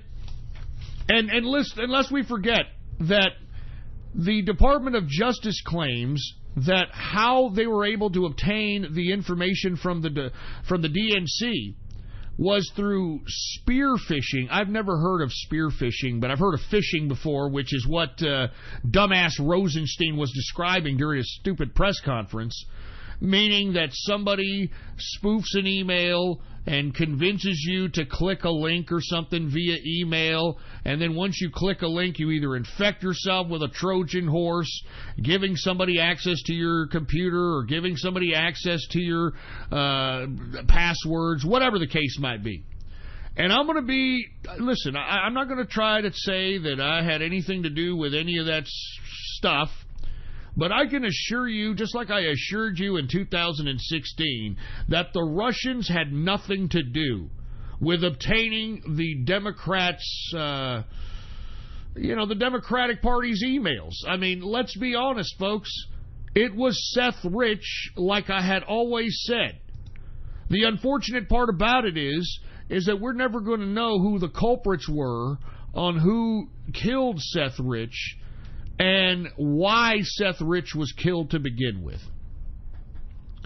And we've already gotten confirmation from a couple of people that Seth Rich did pass information along to a couple of operatives in British intelligence. So we know Seth Rich was moving information. And as I stated back in June of 2016, y'all remember that?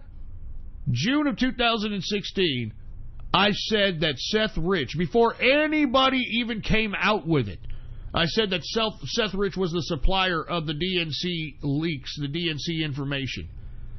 2 weeks later, after I announced that it was Seth Rich that supplied WikiLeaks with the information of the DNC, all the emails, all the data, Julian Assange was interviewed by a Dutch television show where he validated that it was Seth Rich that supplied the information. So, once again, folks, I'm just saying that if the DOJ and the FBI and Robert Mueller are going to claim that these 12 Russians that are indicted were the perpetrators of the Democratic hacks, that is a complete and utter lie. And not only that, I'd like to see the computer forensic evidence that implicates these Russians. And I guarantee you that the computer forensics investigation wasn't FBI. It wasn't anybody government related who did the investigation. It was whoever sent the DNC servers to this private forensic computer analysis lab, who in turn gave those findings to the FBI. And that's why today, when questioned about whether or not Russia meddled into the elections, the president was being rather coy because, first of all, he didn't want to cause an international incident by confronting fucking Putin right in front of everybody in the media. Secondly, Putin said that he didn't do anything, which, I mean, let's be honest, whether he did or didn't do it, it really doesn't matter. Because, to be honest with you, I don't think that Russia had as much influence over the election as the fucking mainstream, lamestream media is trying to claim. Thirdly, I'm glad that the president brought up on that he wants the server. He wants the servers that were never investigated by the FBI. He wants those servers investigated. Because those computer forensic private guys that the DNC sent their servers to could set up anything and claim that, oh, yeah, it was a bunch of Russians phishing. You know, they were email phishing. Yeah, here it is. We've got an IP address. And you see, just because you can trace back something to an IP address doesn't mean that whoever is at that IP address is the culprit. All right? I mean, I could hack you from an IP address in Iceland right now. Doesn't mean that the people hacking are from Iceland. All right? I mean, it's just your proxy, VPN, virtual machine, however method you use to be able to kind of mask your particular location on the internet, you're going to do it. So you've got both media establishment, the media and the political establishment triggered. Not just the Democrats, but the GOP. All right, the GOP's coming out and saying, "Oh my God, I can't believe that Trump made Putin do that. He bowed to Putin. It's a disgrace. He should have confronted Putin on how he meddled into our elections. He should have confronted Putin on how he meddled into our elections." He didn't meddle into the elections, and even if he did, which, I think that maybe there was some Russian influence, it had nothing to do with getting people out to vote for Trump. I mean, you understand that. Even if they did disseminate information that made people go out and vote, they didn't put a gun to people's heads. Hey, Democrats, they didn't do what the Kennedys did back in fucking 1960 when Joe Kennedy, John F. Kennedy's father, made a fucking deal with Sam Giancana, the head of the Chicago mob, to give fucking Illinois to fucking John F. Kennedy. Why don't we talk about that? Yeah, y'all didn't know that shit? Yeah, Joe Kennedy, the father of John F. Kennedy, hooked a deal with Sam Giancana, who was the head of the Chicago mob at the time, to rig the election so that John F. Kennedy could win Illinois. And guess what? In the 1960 election between John F. Kennedy and Richard Nixon, guess what state it came down to? Guess what state it all came down to? Illinois. It all came down to Illinois. Huh? I mean, give me a fucking break, man. I'm serious. I mean, only an outsider like Trump can yank out the contradictions of this Washington, D.C. swamp. And that's why a lot of these Washington, D.C. swamp assholes are not running for re-election. One I'd like to talk about is Trey fucking Gowdy. I fucking hate this dull hair sporting hatchet-faced bastard, man. And what's up with Trey Gowdy anyway? He looks like a very strange person. It's as if he's got an egg-shaped head. He doesn't know how to comb his hair.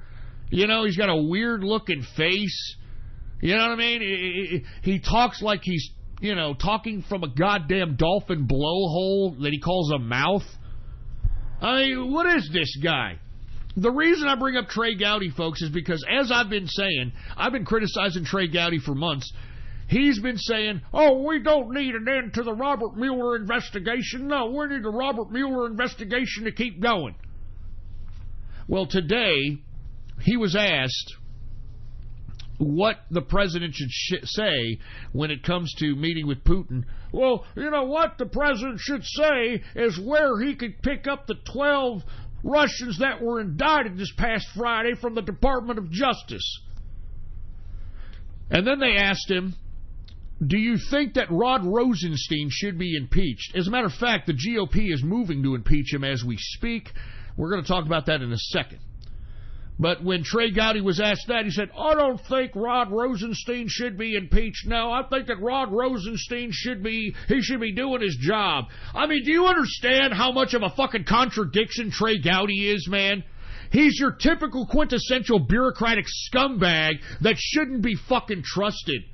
He's your quintessential bureaucratic scumbag that should never be elected and that should have their feet put to the fucking fire. And I don't think it's a coincidence that this dumbass Trey Gowdy, this doll hair sporting bastard, is not running for re-election. I wonder what fucking 10-year-old boy is in this idiot's closet.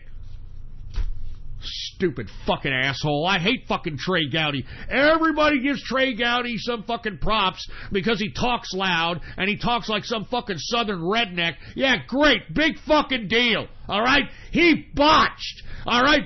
Fucking Trey Gowdy single-handedly botched the Benghazi hearings and allowed Hillary Rotten Clinton to get away with murder because of his fucking incompetence and his insistence on putting himself in a goddamn fucking camera. I'm sick of Trey Gowdy, man. I'm sick of this asshole. You got all these establishment Republicans talking garbage about the president as if the president did something bad. The president didn't do shit, you morons. All he did was meet with Putin. There's no commitments. There's no signings. There was nothing committed. I mean, do you all understand? It was a nothing burger. It was a nothing burger of a summit. Nothing came out of it outside of loosening any kind of tensions that there may be with the two countries. That's it. I mean, I can't believe that I'm hearing the media and these political establishment assholes disrespect my president as if he committed treason or something just because he was having diplomacy with another head of state. There was nothing committed, you stupid, dumb idiots. All right, he didn't sign anything with Putin. All right, I mean, they just talk. That's it. I mean, folks, they didn't announce anything. They didn't announce some joint program to do anything. They didn't announce shit. All Putin did was suggest that if, they want to do a dual investigation under a certain treaty that was signed in, I think, 1999 for criminal investigation. Now, I want to be honest with you, folks. It may have been 97, 98, that treaty. I forgot. It was in the 90s that the Russians and the United States, we kind of had some kind of agreement to share law enforcement tactics and investigative work with each other. And the reason it was, believe it or not, this treaty was caused by the infamous Citizen X. All right. Now, for you folks that are unaware, this is a badass movie that was made by HBO when HBO made fucking movies that weren't leftist in nature. This is a movie called Citizen X about a serial killer in Russia that none of these Russians could catch, nor did the bureaucratic Politburo of the communist government of Russia want to know that exists. In the perfect communist society of Russia, there are no serial killers, so they didn't want to admit that there was a serial killer in their midst.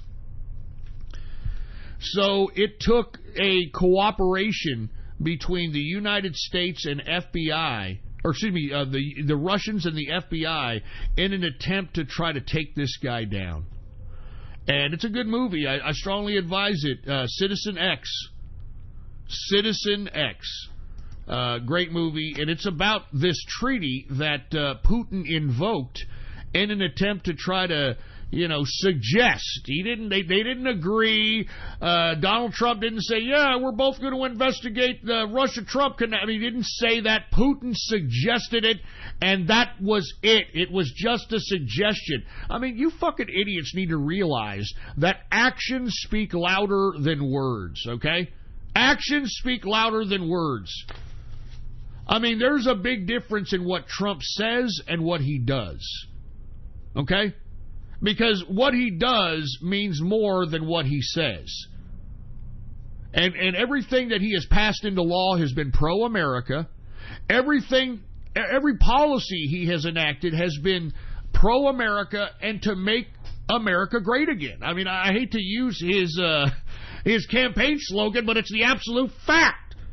I mean, every policy that this man has made has bettered this country. I don't understand why the left continues to piss and moan when we have the lowest unemployment for blacks and Mexicans in history. We've got the lowest unemployment for women in 60 years. We've got the lowest unemployment in general in over 20 years. What the hell is the Democrats and the leftists' problem? I mean, even Wall Street believes in Trump. Why do you think that we're still at 25,000 level Dow Jones Industrial? They believe in Trump. And not to mention the great economic data that's culminating every time we hear good news about the American economy is also fueling that optimism in Wall Street. And let me tell you, Wall Street, they're not stupid. They're not going to just throw their money in at anything just because. I mean, these people are going to throw their money in when they have certainty that they're going to make a profit, or at least a perception of certainty. They don't just throw their money in blind. These, people on Wall Street don't believe in luck, folks. Always remember, they don't believe in luck. And I mean, you cannot deny the facts, I should say. You cannot deny the facts that this is a great economy. And aside from the economy getting better, we are respected again in the international community. We're no longer known as bitches, because that's what these so-called allies thought we were. I mean, these allies are just like a quintessential, quote, friend in America. You know how when you get a friend in America, you're either one of two sides. You're either the person that is mooching and is the dependent side, or you're the person condoning and the giving side. Now, it could be anything that you're giving. You know, you could be giving people money. You could be giving people rides to work. You could be giving people food. You could be giving anything that you're giving away, that you're taking a loss and giving to your so-called friend because you're friends. I mean, that's how friendships work in America. You're either the dependent or you're the person condoning the dependent. And at some point, the person that's condoning the dependent friend comes to a realization and says, look, I can't take you to work anymore, or I can't give you money anymore. I can't do this for you anymore. I just can't do it. Out of my schedule, I got to think about me. I can't do it anymore. Once that happens, that's the end of the friendship. The dependent side goes, what? You used to always give me money, man. We're supposed to be friends. I need that money. I'm counting on that money. You always gave me money, man. Well, fuck you if you're not going to give me money, man. What kind of friend are you? Fuck you, man. That's how the EU is. That's how China is. That's how Canada is right now when it comes to these tariff and trade wars, for Christ's sake. And these are supposed to be our allies. And, you know, Trump is not trying to make these trade deals even. He's just asking for these people that we have an abundant amount of deficit on an annual basis in trade deficits. We're just asking them to kind of say, hey, look, hey, China, you know, we send you $600 billion in trade deficits each year. How about we kind of take $200 billion off of that? How about we take $250 billion off of that? That would be tremendous. And how do you take $250 billion off of that? Buying our fucking products! Allowing our fucking companies in America to penetrate your billion population China market. But of course, they don't do that. I mean, just like the president says, anything that you bring into the Chinese market, they're going to tariff your ass 25%. And not to mention, they have purposely debased their currency to make it impossible for any American company to compete in China. So, you know, here we are, we're sending $600 billion to China and getting nothing but 2-bit bullshit electronics that fucking break in 6 months. All right? I mean, that's all Trump is asking for. He's not asking for an even keel trade deal. I mean, like the EU. I think the EU, we have a deficit on an annual basis of $170 billion. I mean, it would be nice if the EU could take off about 30 or 40 of that billion. We're not asking to make everything even. I mean, we're just asking to be like, hey, look, man, we've been supplying you idiots for money for a long time. You know, we've had a trade deficit with you for over 30, 40 years. It's time to kind of just kind of roll some of it back. How about that, EU, our ally? How about rolling some of that back, about 20, 30 billion? How about that? No, they don't want to do it. As a matter of fact, they're waving their fingers in our faces saying that we can't do it. That's illegal. That's illegal, America. You don't do nothing. You don't renegotiate trade deal. We own you, America. Yeah, fuck you. How about that? You don't own shit. I'm talking to all you Chinese, you Canadians, the fucking Mexico, fucking EU. We don't need you. Do you understand? Let's just say worst case scenario. These idiots, they want to play hardball, and they don't want to negotiate. Well, then we won't just send them money anymore. How about that? And that's why Ron Paul recently just said that the mother of all crashes is about to happen. Now, I'm going to be honest with you, it ain't going to happen to America. It's going to happen across the world. And I'm going to call this right now. If these idiot countries don't play ball with the United States here in the next 6 months, you're going to start seeing a global recession of proportions that we've never seen before in our lives. Because these morons in the EU, China, Canada, and Mexico, they don't want to renegotiate trade deals. They don't want to play ball. Well, we're not going to spend money with these people. We're not going to spend money with these people. And as I stated time and time again, how are they going to supplement those billions? How is China going to supplement $600 billion that ain't going into their fucking economy anymore? How is the EU going to supplement $170 billion that isn't going in their economy anymore? They can't. They can't. So they're screwing themselves, and these countries are screwing their fucking people. And let me tell you, if you live in these countries, if you live in China, Canada, Mexico, or any of the EU nation states, you better call these pieces of garbage politicians or parliamentary members or whoever's in charge of your goddamn pissing ground of a country, and you better tell them to stop putting your life, because they're putting your lives on the line by trying to play a little trade tariff war with the United States. Because I'm telling you, people are going to starve to death. If you don't believe me, mark these words. If China, EU, and these other people, if they want to play a trade war with us, their people are going to starve to death, and they've got nobody to blame but their incompetent piece of shit leadership. I'm just saying. Anyway, folks, we are now in the third and final hour, all right? The third and final hour of the True Capitalist Radio broadcast. And, of course, I am your host, the man they call Ghost. And once again, I want to thank you very much for tuning in with me. Before we get started on anything else, I'd like to remind everybody to please spread this show link around like wildfire and let everybody know that True Capitalist Radio is in effect and in the house. And we are live every Monday, Wednesday, and Friday, 6:30 p.m. Central Standard Time, right here on the official website of the True Capitalist Radio broadcast. And I love being independent now! All right, type this in your browser right now, all right? Ghost.report. All right, Ghost.report. Add that to your bookmarks. Add that to your favorites. It's the official website of the True Capitalist Radio broadcast. It's got all the archives. It's got all the live streams. It's got everything. So make sure to bookmark it, add it to your favorites, and spread it around like wildfire. And, of course, if you have not done so, please follow me on my only social media representation on the Internet today, and that's on Gab. That's at Gab. All right, type in your browser right now. I want everybody who's listening to my voice right now to get a goddamn Gab account. It's free. It's the last bastion of freedom of speech on the Internet today. Get yourself a Gab account, baby. All right? Type in your browser right now, gab.ai.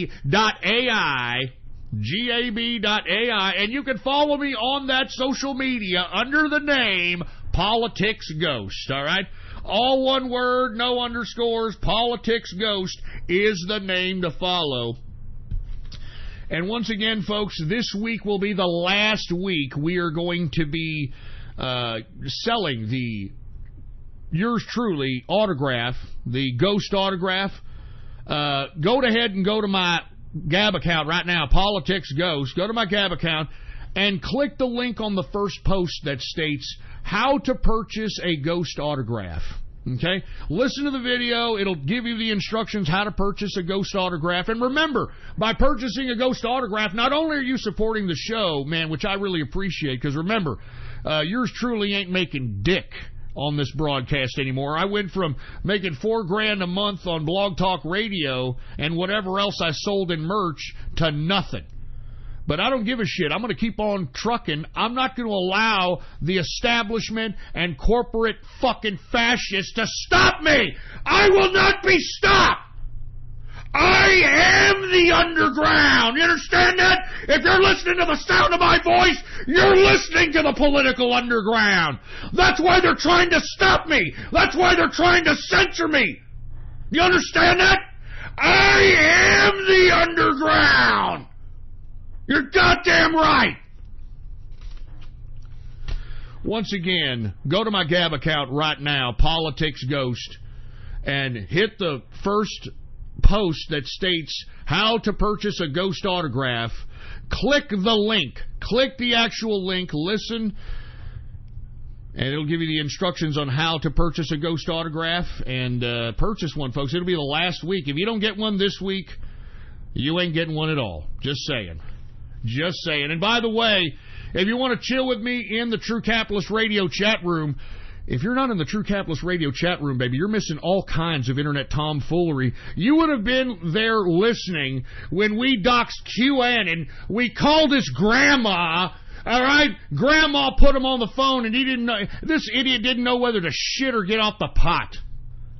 I'm telling you, we do all kinds of internet tomfoolery in the True Capitalist Radio chat room, aside from also talking politics, crypto, international relations, social criticism, etc.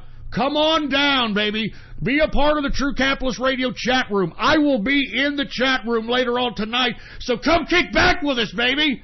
Come kick back with us, all right? I mean, it's as simple as that. Come kick back with us, all right? Go to Politics Ghost, all one word, no underscores, and click the subscribe button for premium content. Click the subscribe button for premium content, and once you do, private message me on Gab and let me know your Discord chat name. It's as simple as that, all right? As simple as that. Let me go ahead and take a swig of some more tea here. Some pretty good stuff here. Anyway, we were talking about how the president meeting with Vladimir Putin has triggered the mainstream media. It has triggered both sides of the political persuasion, and I don't understand why. Nothing culminated from this meeting. I mean, this meeting was intended to mend fences and to prevent conflict. I mean, nothing was culminated here. I don't understand why people are bitching and moaning. And like the president said, just like I want to see the servers. I want the Democratic servers to be investigated by the federal government, not by some outside private entity that gives the results to the feds. I mean, I guarantee you that's what's the basis of this recent indictment that we saw on Friday announced by fucking Rod Rosenstein. And by the way, let's talk a little bit about Rod Rosenstein, shall we? The GOP Freedom Caucus and other Republicans, okay? And other Republicans are moving to impeach Rod Rosenstein, okay? Now, the reason they're moving to impeach Rod Rosenstein, and let's be honest, folks, this guy is a crooked piece of trash. He is a crooked, bureaucratic, deep state piece of weaselly crap. I mean, did you see him smirk and smile just like Peter Strzok did during his testimony, for Christ's sake? I mean, there was a great meme that I reposted from the Pole News Network. What's going on to the Pole News Network? But it's a great meme of Rod Rosenstein standing there and a bunch of, like, text boxes basically highlighting the contradictions of the DOJ and their investigation into Russia-Trump collusion, okay? And many of these people are all a bunch of Obama deep state holdovers. The first text box says, and this is a great one, if you want to check it out, go to my Gab account right now, scroll down, and you'll see the Rod Rosenstein meme reposted by the Pole News Network. But the first box says, do you remember a guy named Charlie Tree? He owned a Chinese restaurant that funneled millions of dollars from the Chinese People's Liberation Army to Bill Clinton's campaign. Wasn't that meddling? And on the side of Rosenstein, he goes, so moving along. The next box says, how do you know these Russian officers hacked the DNC since no Democrat has allowed the FBI to inspect their hardware? Oh, I said that fucking on Friday, for Christ's sake. I'm lucky that Pole still listens to the True Capitalist Radio. I'm telling you, this is the official Pole Radio. I'm telling you this right now. Just ask anybody who's on Pole. Hey, do you know Ghost True Capitalist Radio? They're going to be like, yeah, I know Ghost from True Capitalist Radio. He is the underground! The next text box says, why is an unqualified special counsel with 13 Democratic lawyers doing the job of the FBI and the CIA counterintelligence? That's a very, very good question.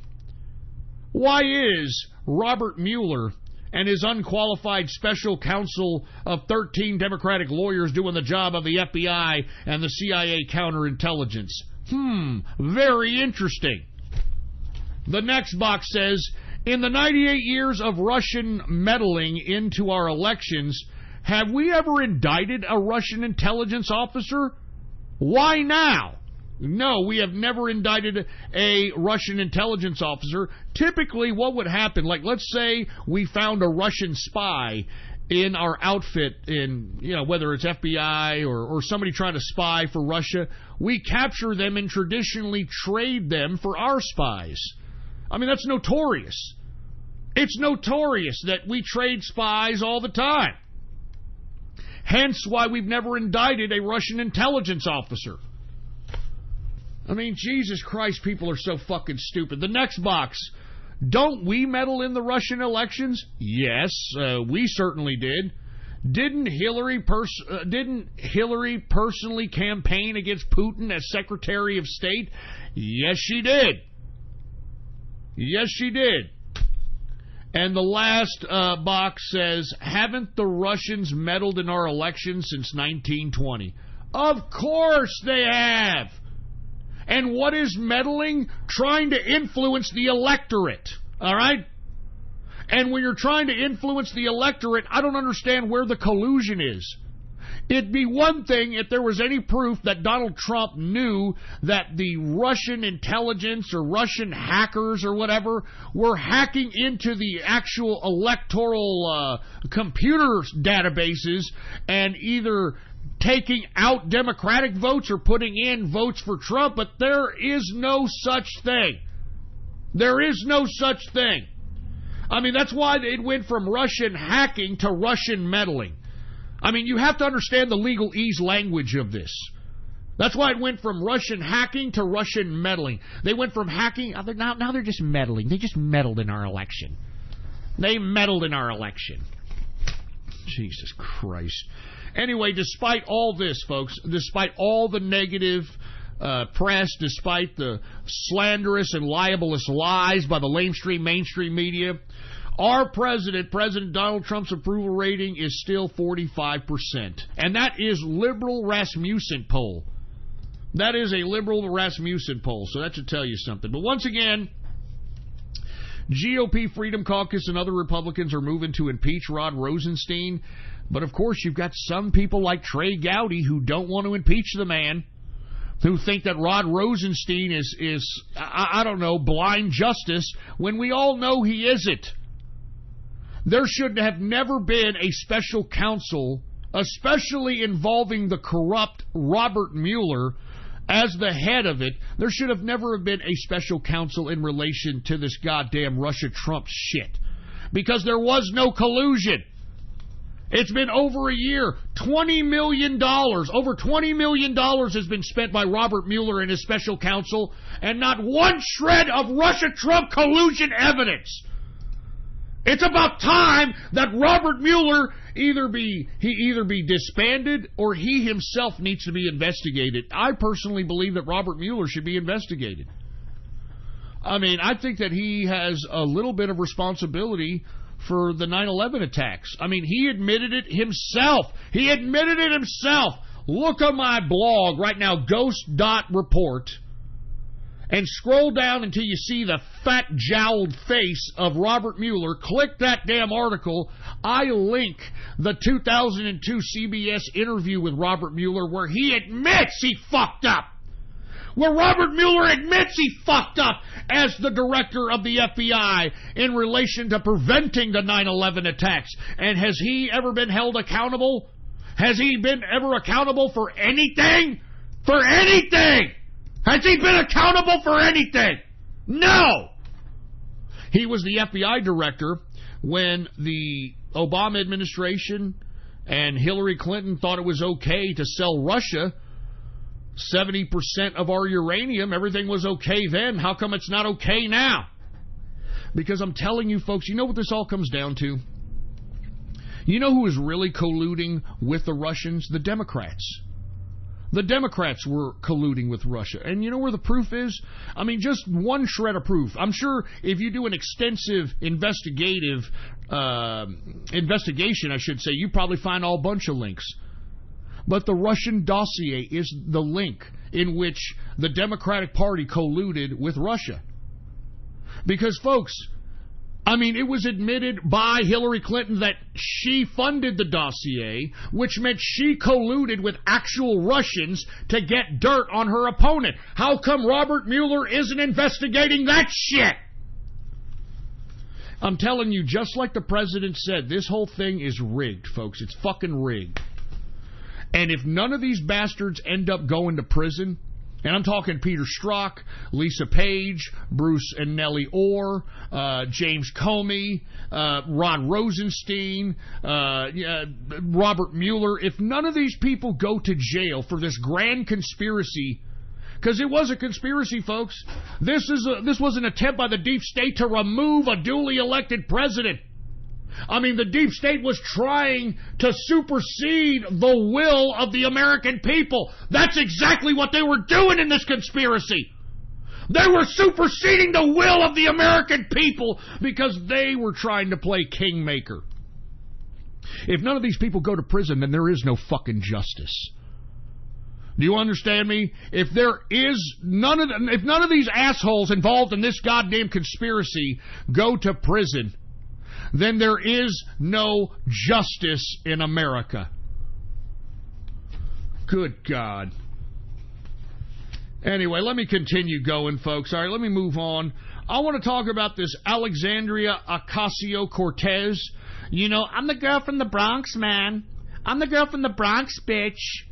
You know, the socialist broad from New York that unseated Joe Crowley, the 9-term incumbent for the Democratic Party. She beat him in the primary. Now Joe Crowley, like typical Democrat leftist style, is going to run as an independent. He's like, I'm not letting this Puerto Rican piece of trash beat me. All right, I'm not. Hey, if I can't have that seat, no one is. And by the way, have y'all heard Alexandria Ocasio-Cortez being interviewed? She sounds like your quintessential idiotic, airheaded millennial that doesn't know shit from Shinola. She doesn't know shit from Shinola. All right, I mean, she was recently on a show called The Firing Line, okay? She was being interviewed by The Firing Line show, and she was asking about her thoughts on Israel. And she alluded to calling Israel occupiers and that the occupation needs to stop, etc. And then when pressed about, well, you actually believe that the Israel is an occupation? And then Ocasio-Cortez, Miss Socialist over here, goes, well, I want to be honest with you. I really don't know about a lot of foreign affairs. So please forgive me. I don't know a lot about foreign affairs. You don't know a lot about foreign affairs? Then why the fuck are you running for Congress? Why the fuck are you running for Congress, you Puerto Rican slut? Why the fuck are you running for Congress as a socialist when you don't know shit? I don't really know a lot about, world politics and stuff. I don't really know a lot about that. But, I think Israel is occupation. I don't really know a lot about that. Fucking socialist slutbag, man. I'm telling you right now, I hope Joe Crowley prevents this dumb socialist from obtaining a congressional seat. All right, because let's be honest, the only reason that she won the primary against Joe Crowley, a 9-time Democratic incumbent, is because she got her Puerto Rican family to all go out and vote in the primary, for Christ's sake. Have you seen that district in New York? It's a Puerto Rican scumhole. And with all due respect, look, I don't like Puerto Ricans. I'm sorry. I do not like Puerto Ricans, and I base this based upon my own personal experience. Every Puerto Rican that I've ever met has been a complete and utter shyster, thief, and a scumbag, okay? And moreover, they're a chameleon race, okay? So whenever they're around white people, they're like, hi, I'm Puerto Rican, and I'm an ethnic minority. I'm Puerto Rican. Whenever they're around a bunch of Mexican people, these Puerto Ricans are all, órale, boricua, no sabes amigo, boricua, morena, boricua.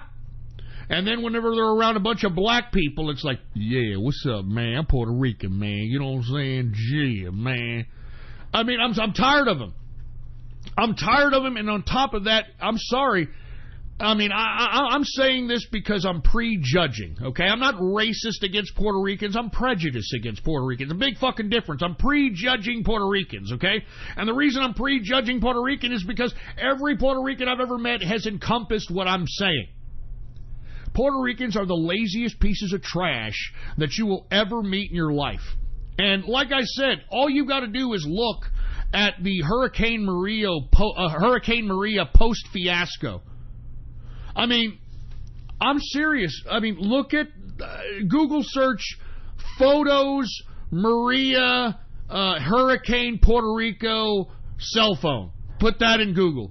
And you know what you're going to find? You're going to find a plethora of pictures of a bunch of fat Puerto Ricans in Puerto Rico after their goddamn 2-bit infrastructure got annihilated by Maria. These stupid fucking Puerto Ricans, they're going out with their cell phones in the air, trying to point it towards a goddamn cell tower, trying to look for a fucking internet connection or a cell phone connection in mass. I mean, you would think, right, like they just got hit up by a goddamn hurricane, you'd get your biggest men, your strongest men, either remove debris, try to rebuild from the goddamn hurricane. No! That's not what happened! All right? That's not what fucking happened. These Puerto Ricans instead decided that they were going to try to find an internet connection on their cell phone or a cell phone connection, because that's more important than actually going out and helping your own pissing ground of a country clean up after a natural disaster, right? Anyway, look, I want to be honest with you. I don't like Puerto Rico. I don't like the fact that it's connected with America. I think it's a fucking waste. The people on there are a fucking waste. They're nothing but... I'm sorry, man. I mean, every time I've ever met a Puerto Rican, they care more about that shitbag pissing ground of a country, Puerto Rico, than they do about America. And I want to be honest with you. I mean, they haven't even recovered past Maria. You know, they haven't even recovered. And by the way, the reason that they were, so inept and incompetent to help their own citizens after the Hurricane Maria was because they have $55 billion in debts. $55 billion in debts. And yet they didn't even have an electrical grid that could withstand a fucking Category 3 hurricane. I mean, where did all that $55 billion go? Where did all that money go in Puerto Rico? I mean, everybody that lives in Puerto Rico is literally a fat, fucking greasy piece of third world impoverished shit. What happened to the $55 billion? And you know what? A judge recently ruled here, actually it ruled today, that Puerto Rico is going to have to pay the bondholders' debt back. All right, Puerto Rico, this ain't a credit card, faggots, all right? You're going to have to pay your fucking debts, all right? You're going to have to pay your debts. $55 billion you owe, you stupid morons. And that's why they were wanting all this charity during Hurricane Maria. That's why you had that stupid, dumb Puerto Rican socialist with help us, we need help, and all this bullshit, because they're wanting money. They're out of money. They're $55 billion in debt. Where the hell did it go? I'm sorry, I don't like Puerto Ricans. I think they're... Look, I live in a fucking city, 85% Mexican, okay? At least the Mexicans go out and work, all right? They go out and fucking work. They do the dirty work. You know what I mean? They're out there digging ditches. They're fucking putting up drywall. They're fucking putting on roofs. You know what I mean? They're out there doing shit. I don't see one Puerto Rican doing none of that shit. You know what I see Puerto Ricans doing? Trying to do whatever it can to scam, to sneak, to steal. I'm sorry. Every Puerto Rican that I've ever come across, that's how they are. I'm sorry. I'm basing that based upon my own goddamn experiences with Puerto Ricans, and I don't really like them. I mean, they're a parasite, just like somebody said here in the chat room. They're a parasite on the American government, and I wish we wouldn't have anything to do with these people anymore. I wish they just lived in their little pissing ground of a goddamn country and just let themselves wither away in fat third world impoverishment. And then we wonder why, like, Puerto Rican trash like Alexandria Ocasio-Cortez who doesn't even understand world events when asked about the Israel situation. I don't really understand world events, but yeah, socialism. I'm Ocasio-Cortez, and I want to give free child care. I want to give free college. I want to give free health care. I want to give free everything because I'm a socialist. Vote for me, Puerto Ricanos. Vote for me because I'll give you everything for free. I will. I mean, seriously, this is why she was primaried in. That's why she unseated a 9-term Democratic incumbent, because all you have to do is just tell all the fucking minority Puerto Rican pieces of trash that are in her district that, you know, you vote for her, you're going to get free this, free that, free this, free that. Well, they went out there and they voted for this piece of garbage. And on top of that, on top of Ocasio-Cortez admitting that she doesn't know shit from Shinola when it comes to international affairs, Ocasio-Cortez then claims that capitalism, quote, will not always exist. So now she's an anti-capitalist, for Christ's sake. Capitalism will not always exist? How the hell do you know when you don't even know the basis of the Israeli-Palestinian strife, you stupid, dumb, idiot dunce? How did we let a bartender, you know, some slut bag bartender, actually have a viable shot to become a congresswoman? I mean, it's so fucking sick. This is how stupid we are in America. I'm telling you, this is how stupid we are in America. And let me tell you something. Hey, Ocasio-Cortez, I hope you choke on a cod piece of fish, you stupid, dumb Puerto Rican scumbag. How dare you try to sit here and degrade capitalism when you and your rich bitch fucking wannabe girl from the Bronx ass was basking in capitalism when your stupid father was making all that money when you were living in Westchester. Not the Bronx, you stupid, dumb, champagne socialist, buck-toothed, bug-eyed slutbag. Good God, man. I wish somebody gives this broad the Ike Turner treatment, man. I'm not even joking.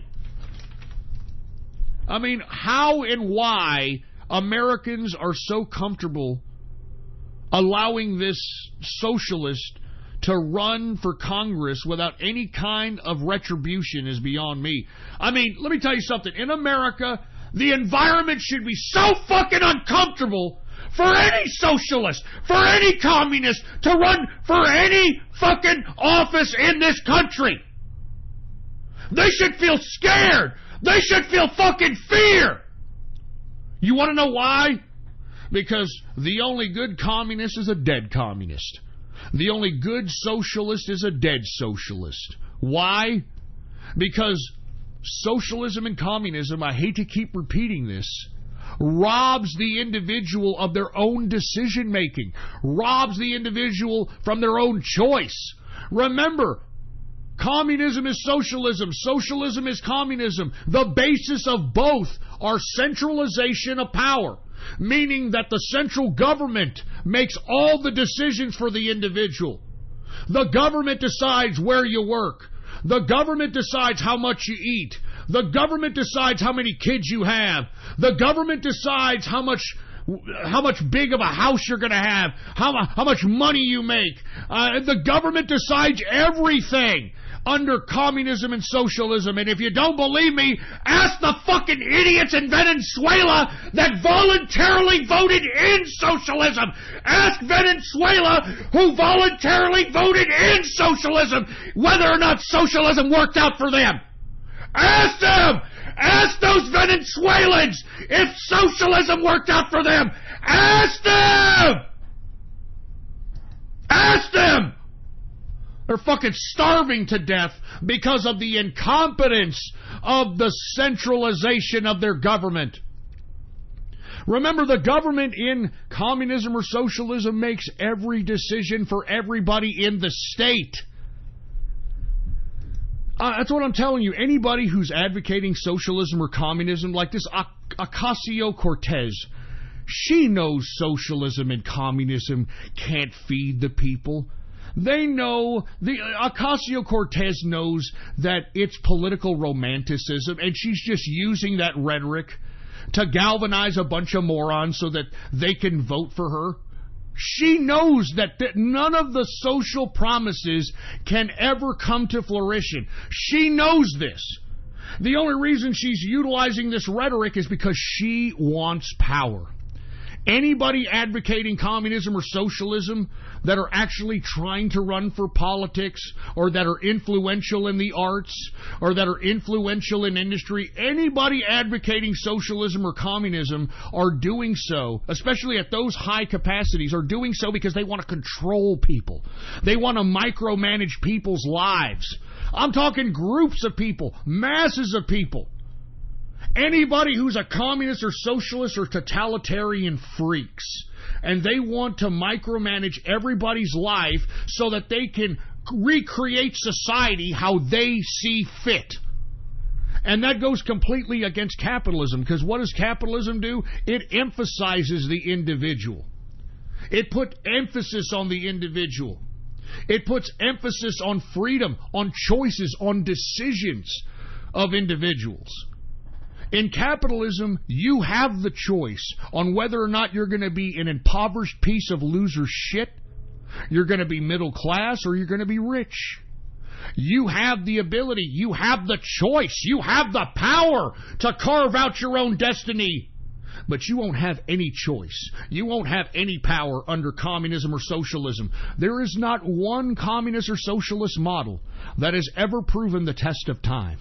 And the reason there has never been a communist or socialist model that has stood the test of time, because it's unsustainable. It's unaffordable. Just like Margaret Thatcher said, the problem with socialism is that someday you run out of other people's money. And that's what happened to Europe. Why do you think they're bringing in these wild Yehudis into the European Union, folks? They're running out of money. They're running out of other people's money. So they got to bring in a whole new workforce, because most of these goddamn Europeans, they're all a bunch of docile, socialist, pompous, fucking alcohol drinking, drug taking, oversexed bunch of idiots. And as I stated, you want to get a good glimpse of what socialism was in Europe prior to the influx of the migrant situation, or the migrant crisis? You want to know what Europe was? Take a look at the fucking video, Smack My Bitch Up by Prodigy. I know that sounds silly, but I'm serious. Check out the goddamn video, Smack My Bitch Up by Prodigy. That is socialism in Europe. You wake up in some 2-bit like fucking garbage that you're living in, some kind of group home or something. You take a crap, you take a shower, you go out, you drink, you drug, you fuck. That's what socialism was in Europe for the longest time.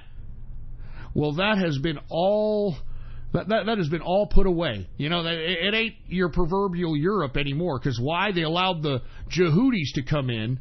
And now that open sexualness that Europe used to pride itself on, they can't be as open sexual anymore. Why? Because the Yehudis said so, and now that the Yehudis are now superseding the importance of actual Europeans, you're being replaced. And why are you Europeans being replaced? Because you're useless socialists. I mean, your socialism and your complacency and your docile state of existence is no longer needed. And that's why they're bringing in a bunch of Yehudis. It's the truth, folks. I'm not joking. I mean, I'm not just saying this to be like insulting to Europeans. I mean, this is a plan. I mean, remember, you all, the individuals of Europe, didn't vote in these migrants to come in and take over your countries. You didn't have a choice on whether or not your village was going to get overpopulated by a bunch of wild Yehudis and supersede the natural-born population. You didn't have any choice of anything. The state had the choice. These assholes in Brussels, these bureaucrats, this centralized government body had the choice. And that's why I continue to tell each and every one of you, that's what socialism and communism is. It is the centralization of power. The centralization of power. And when you centralize power, you, whoever you are, whoever's listening to my voice, whoever you think you are not you. You are a subject to the state. You don't get to choose what your occupation is. The state does. You don't get to choose what food you eat. The state does. You don't get to choose what house you live in. The state does. The state is the one that decides what you do in your life. Period. Micromanages everybody's life. And we can't have it. And this Ocasio-Cortez, she should be fucking pistol whipped for fucking coming out here talking garbage about capitalism, man. Seriously, I'm not joking. I'm sick and tired of these fucking communists and socialists out here in the open with no fear whatsoever, bashing capitalism, bashing our country, bashing the American way. These people should be afraid to do that. But unfortunately, what do we have? We got a bunch of pussy-whipped fucking American people that are too scared to do anything, for Christ's sake. And that's why you've got these soy boys, these lesbos, these LGBTQs, these cross-dressers, drag queens, transgenders coming out in mass in Antifa groups, Black Lives Matter groups, all out here agitating everybody. These people should be afraid to do that, folks. They should be afraid to do that, but they're not. And it's America's fault. Because at one time, folks, I guarantee you they wouldn't be doing this shit in the goddamn 50s and 60s. And the only time they were doing it in the 60s was in the late 60s, and it was in San Francisco and Chicago and New York and all the campuses.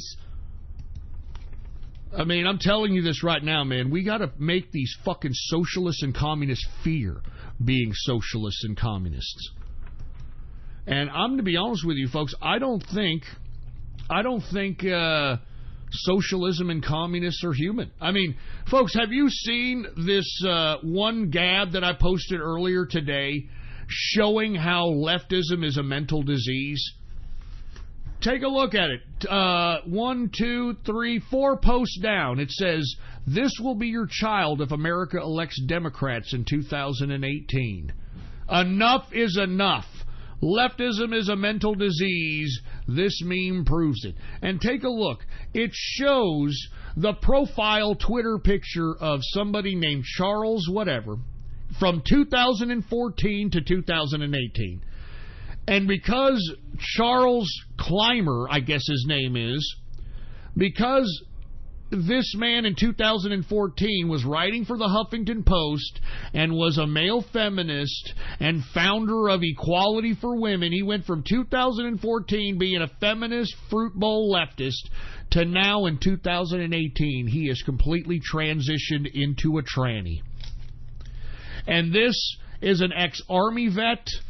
This is a liberal, and I'm telling you, this is the mental disorder of liberalism right here. From 2014, he was a man, ex-Army vet, supposed feminist, writes for the Huffington Post, all this bullshit, to 2018, his name went from Charles to Charlotte. And in his profile, he says, "I'm a Hillary Rotten Clinton communications team person. I'm a writer, proudly queer, Army vet, Texan, pronouns she, her." Jesus. This is liberal lunacy, folks. This is goddamn liberal lunacy. And anybody who follows Democrats, anybody who's down with Democrats, anybody who's down with leftism, you've got a mental disease, man. I don't know how you could be down with this anti-American shit. But you obviously hate this country. You want this country to go down into complete and utter debauchery, oblivion, and that's enough. I've had enough of it. That's why I'm saying, you LGBTQ people, you need to be put back in the closet. Even if we got to bitch slap you back in there, you got to get back in the closet. And this goes for other sexual perversions, straight, homo, lesbo. I don't give a shit, man. You people are going after our children now, and you people are sick fucks. Leave our children alone! You fucking perverts! Leave our children alone! Anyway, let me move on to another subject matter. We're running out of time here. I wanted to definitely talk about Elon Musk because I hate the son of a bitch. I hate how the media has turned this guy into some kind of like mad scientist when he's done nothing, all right? Do you all know that Elon Musk just helped create PayPal. And he wasn't even the crux of helping create it. It was Peter Thiel. Peter Thiel created it. Fucking Elon Musk just got bought out by Peter Thiel, and that's it. The rest is history. Elon Musk is not an engineer. Elon Musk is not a fucking scientist, no matter how much the media propagates this. He is not a fucking scientist, all right? And not to mention, he's not even an American. You know that? This guy's a fucking South African. This guy's from Africa. Get it away. And not to mention, America wasn't even his first country from South Africa. He moved to Canada. So he went from South Africa to Canada to America. This idiot should be deported. He should be audited. I mean, to be honest with you, I think he should be thrown in prison for fraud, because he's a complete fraud.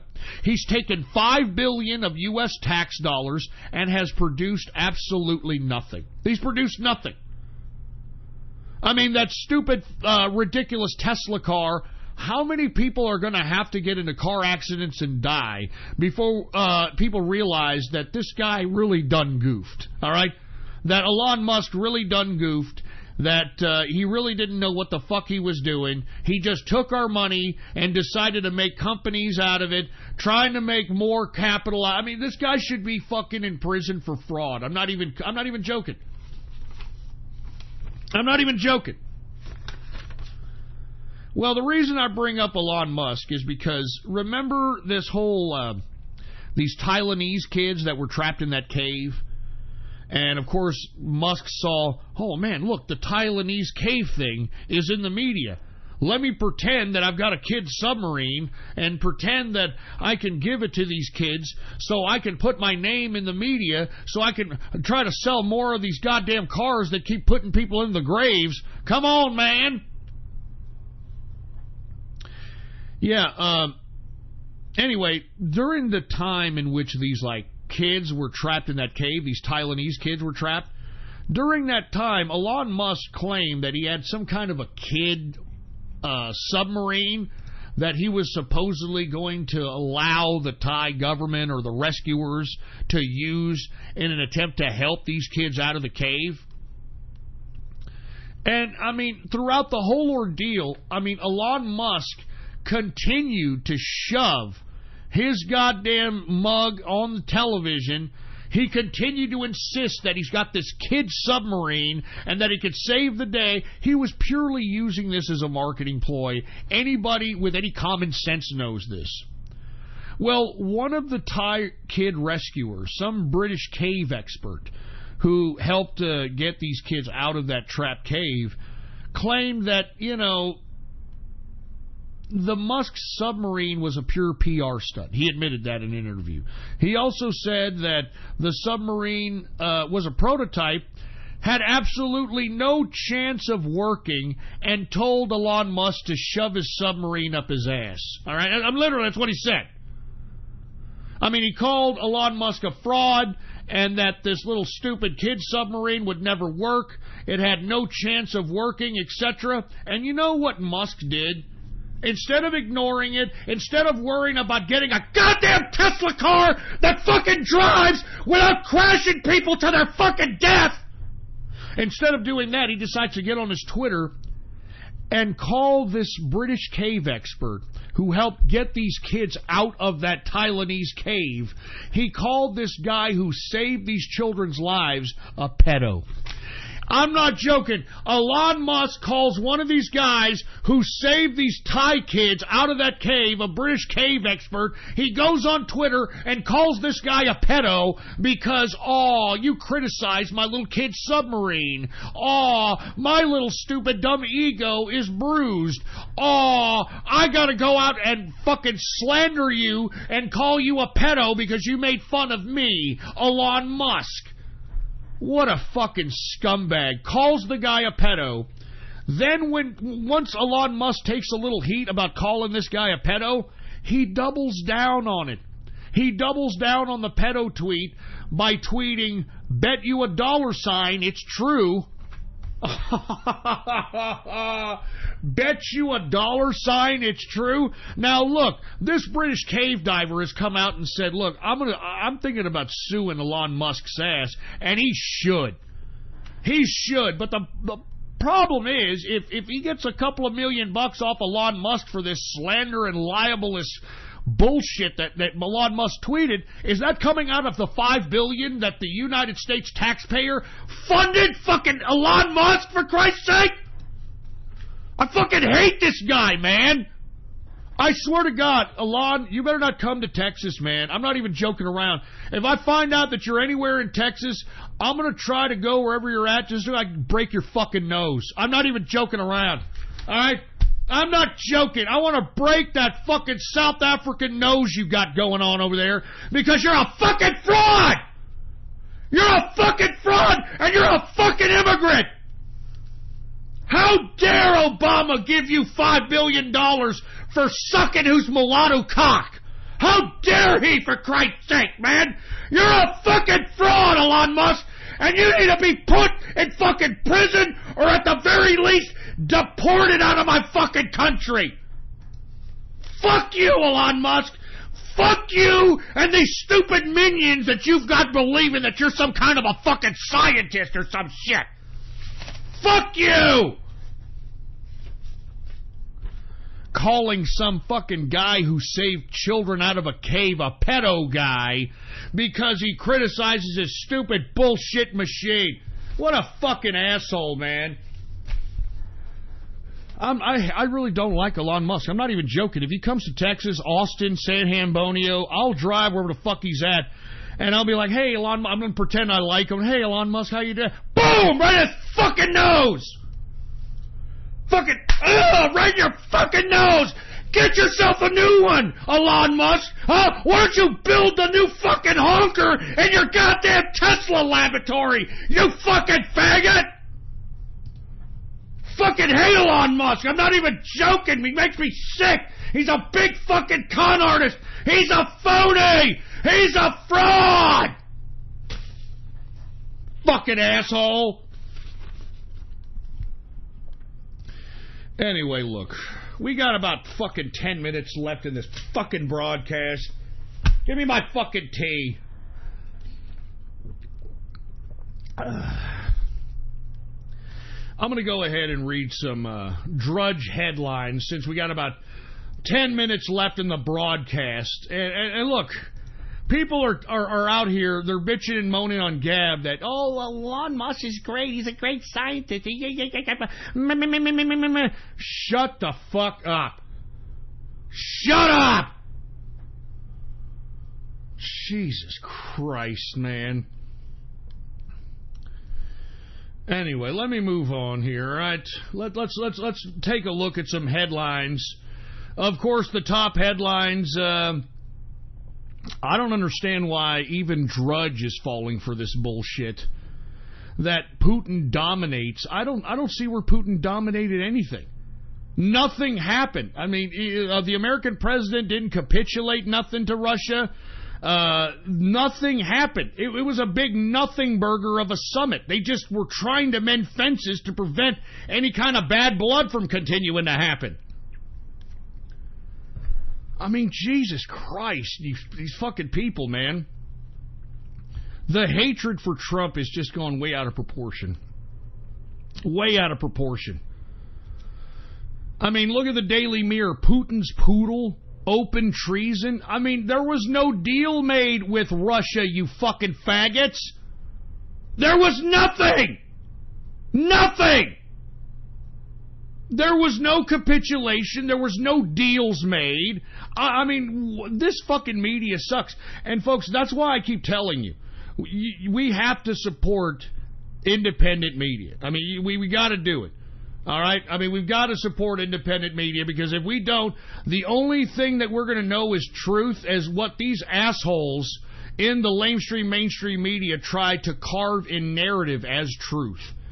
They're trying to shape our narratives, and we can't allow them to do it, man. We just can't allow them to do it whatsoever. And that's why, folks, you know, I mean, any way you can support local or your independent media, do so, man. do so. That's why, I'm trying to bring out merch, the autograph that I've got for sale. Also, folks, if many of you guys that are in the crypto game, because yours truly, gives some pretty good prognostications on the crypto game, make sure to check out the cryptocurrency wishing well on Ghost.report, all right? All right, Ghost.report. I'm not joking. I mean, we got some very generous folks that are coming out and putting crypto into the cryptocurrency wishing well. I want to say what's going on to Bash, who, put about $60 in Ethereum. Anybody else who's donated to the cryptocurrency wishing well, by all means, we've gotten some people who have been donating a lot of quantum lately.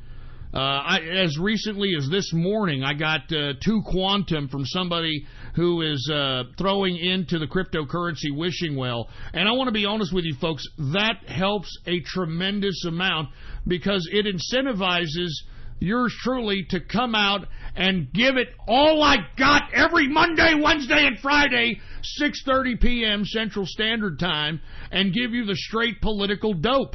You know what I mean? That's what you get here. You get economics, true business news, and the straight political dope, baby. You understand? Remember, I do this show for 3 hours a day. I take a good 3 to 4 hours to prepare. So, however you can support the show, whether you're purchasing some merch, throw it into the cryptocurrency wishing well, we have to support, man. If we don't support, then the mainstream media, all right? The mainstream media is going to be our only alternative to any kind of news source or information. All right? I'm not even kidding around. So once again, I want to remind everybody that, without independent media, we would be subjected to nothing but this bullshit mainstream media, man. I'm just saying, man, we got to support. All right? We got to support. Anyway, let me move on to the next headline in the drudgereport.com here. You want to follow along? One I want to get to is this one I'm seeing here. Lawsuit arising from Bill Maher's use of the N-word. What the hell does this mean? I got to hear this. This is off of TV Week. A lawsuit filed in March is moving forward after a Los Angeles Superior Court judge ruled that Shantaria Anthony, who is suing the LA-based news site AFVN and its top executive, is likely to prevail on her discrimination and retaliation claims, according to The Hollywood Reporter.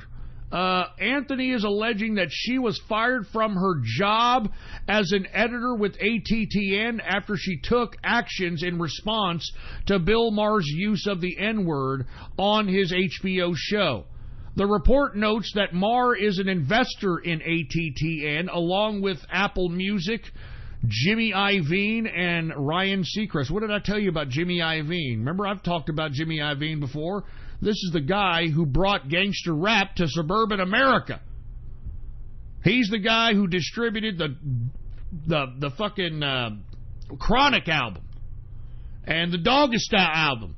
He's what brought gangster rap to your neighborhood. Anyway, let me continue reading. According to the complaint, after Maher referred himself as a house nigger on June 2nd, 2017 episode of Real Time with Bill Maher, Anthony organized her African-American co-workers in response to the racial slur. Here we go. One of these busybodies, like, man, I'm going to organize all the black people at AFVN, baby. We going to stand in solidarity, baby.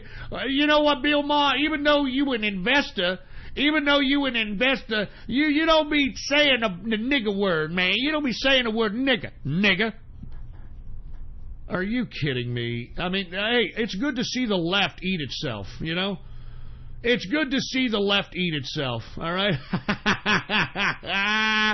I wonder if he's really going to use the term nigger in reference to black people after this particular little suing event, huh?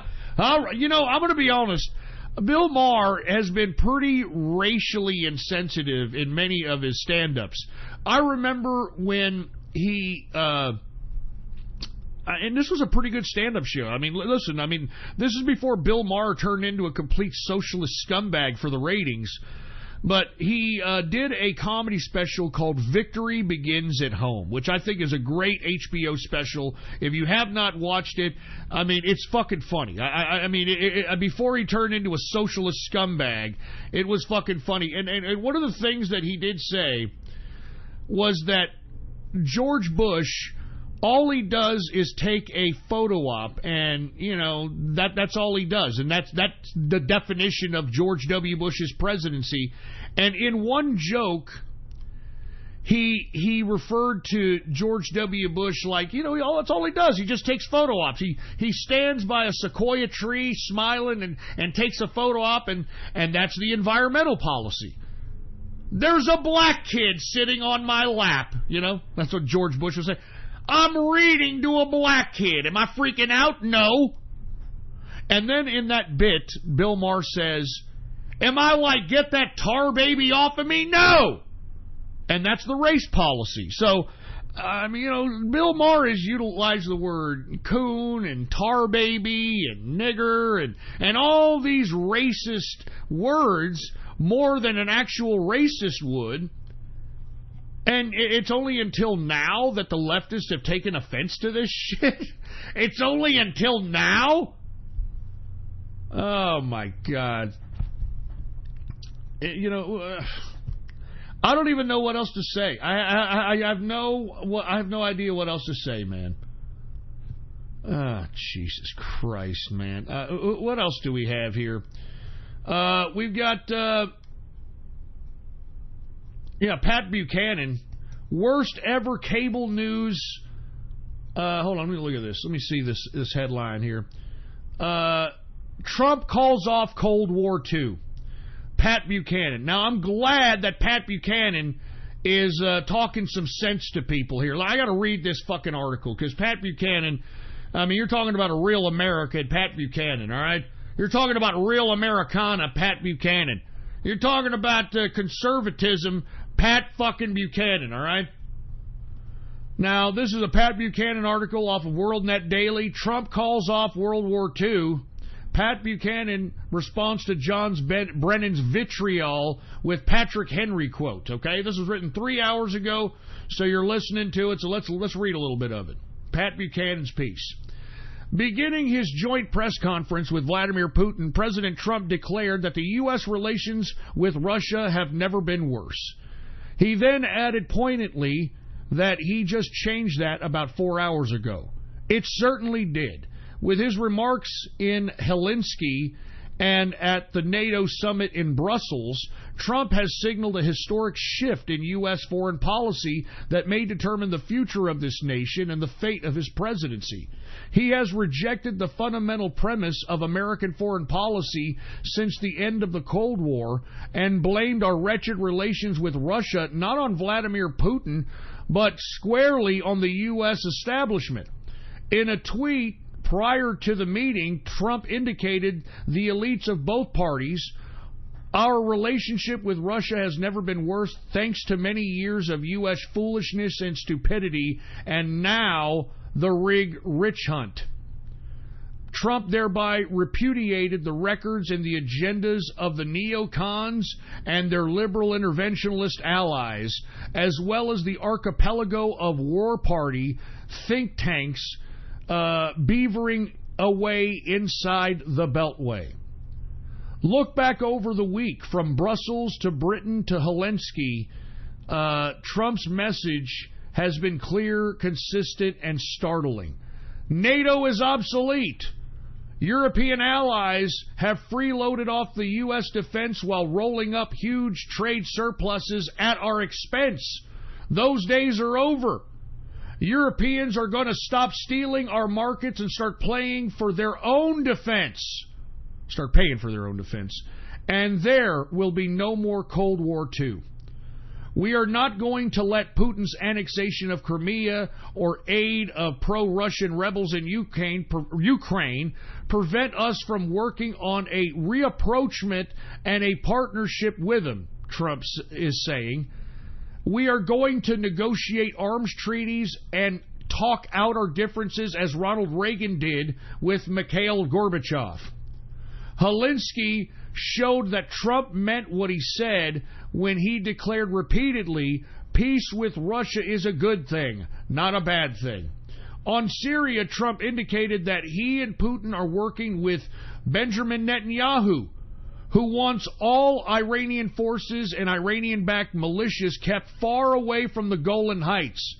As for U.S. troops in Syria, says Trump, they will be coming out after ISIS is crushed, and we are 98% there. That is another underlying message here. America is coming home from foreign wars and will be shedding foreign commitments.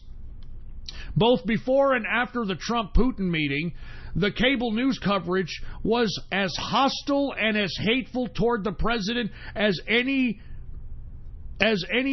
this writer has ever seen. The media may not be the enemy of the people, Trump says they are, but many are implacable enemies of this president. Sorry, I got sidetracked with somebody trying to fucking message me. Some wanted Trump to emulate Nikita Khrushchev, who blew up the Paris summit in May of 1960 over a failed U.S. intelligence operation. The U-2 spy plane shot down over the Urals just weeks earlier. Khrushchev had demanded that Ike apologize. Ike refused, and Khrushchev exploded. Some media seemed to be hoping for such a confrontation. When Trump spoke of the foolishness and stupidity of the U.S. foreign policy establishment that contributed to this era of animosity in U.S.-Russia relations, what might have he had in mind? Was it the U.S. proactively moving NATO into Russia's front yard after the collapse of USSR? Was it the U.S. invasion of Iraq to strip Saddam Hussein of weapons of mass destruction he did not have that plunged us into an endless wars in the Middle East? Was it the support of Syrian rebels determined to oust Bashar al-Assad, leading to ISIS intervention and a 7-year civil war with 500,000 dead, a war which Putin eventually entered to save his Syrian ally? Was it George W. Bush abrogation of Richard Nixon's ABM treaty, anti-ballistic missile treaty, and the drive for a missile defense that caused Putin to break out of the Reagan International Nuclear, the INF treaty, whatever the fuck it's called, and started deploying cruise missiles to counter it? Was it the U.S. complicity in Kiev and the coup that ousted the elected pro-Russian regime that caused Putin to seize Crimea and to hold Russia's Black Sea naval base at Sevastopol? Many Putin actions we condemned were reactions to what we did. Russia annexed Crimea bloodlessly. But did the U.S. bomb Serbia for 78 days to force Belgrade to surrender her cradle province of Kosovo? How many more moral than what Putin did in Crimea? How was that more moral than what Putin did in Crimea? If Russian military intelligence hacked into the emails of the DNC exposing how they stuck it to Bernie Sanders, Trump said he did not collude in it. Is there, after 2 years, any proof that he did? Trump insists Russian meddling had no effect on the outcome in the 2016 elections, and he is not going to allow the media obsession with Russiagate to interfere with the establishing better relations. Excuse me if I'm stuttering here. I've got people in the chat room all hollering and hooping in private message over here. Former CIA Director John Brennan rages that Donald Trump's press conference performance in Helsinki was treasonous. He is wholly in the pocket of Putin. Republican patriots, where are you? Well, as Patrick Henry said long ago, if this be treason, make the most of it. Wow. Good God, that was Pat Buchanan. That was Pat Buchanan laying down the law on the fucking establishment. Very good points by Pat Buchanan. That the aggressions from Russia and Vladimir Putin were mere reactions to policies that were being initiated by administrations of past. And as I stated, folks, I mean, what Trump did today in the Trump-Putin summit was nothing more than mend fences. There was no signature, there was no commitments, there was no capitulation, nothing. What the media is doing right now is what it likes to do, hyper-sensationalize with nothing but yellow journalism. And that's why, once again, I hate to keep reinforcing this issue, but everybody has to support independent media. Without independent media, we would be forced to just accept whatever it was these talking heads in the mainstream media told us. We would never be able to get the truth. We would never be able to get facts. We would just be at the whim of these talking heads. The CNNs, the Acostas, the Anderson Cooper, which is a fucking CIA agent, the Rachel Maddows and these people. We would be forced to look to these people for our news and information. That's why supporting independent media is so fucking important. It's majorly important. Anyway, folks, that's about it. I'm going to go ahead and close down the show here. I definitely want to thank everybody for tuning in with me. Once again, folks, add to your bookmarks, add to your favorites, the official website of the True Capitalist Radio broadcast, and it is ghost.report, all right? That's what you type in your browser and add it to your favorites, add it to your bookmarks, ghost.report. And moreover, folks, if you have not done so, please follow me on Gab. All right, Gab is the last bastion of freedom of speech on the internet today. So if you don't have a free Gab account, well, get one, baby. Get a Gab account and follow me on there under the name Politics Ghost. All right, all one word, no underscores. Politics Ghost is the name to follow. And I want to reiterate, and I want to remind everybody out there that's listening, this will be the last week that we are selling autographs for the Ghost autograph, folks. Once again, on the front of the autograph, you've got the 2018 avatar of yours truly. You've got my signature, actual signature, signed with a gold marker. Below that, you have Give Me Capitalism or Give Me Death.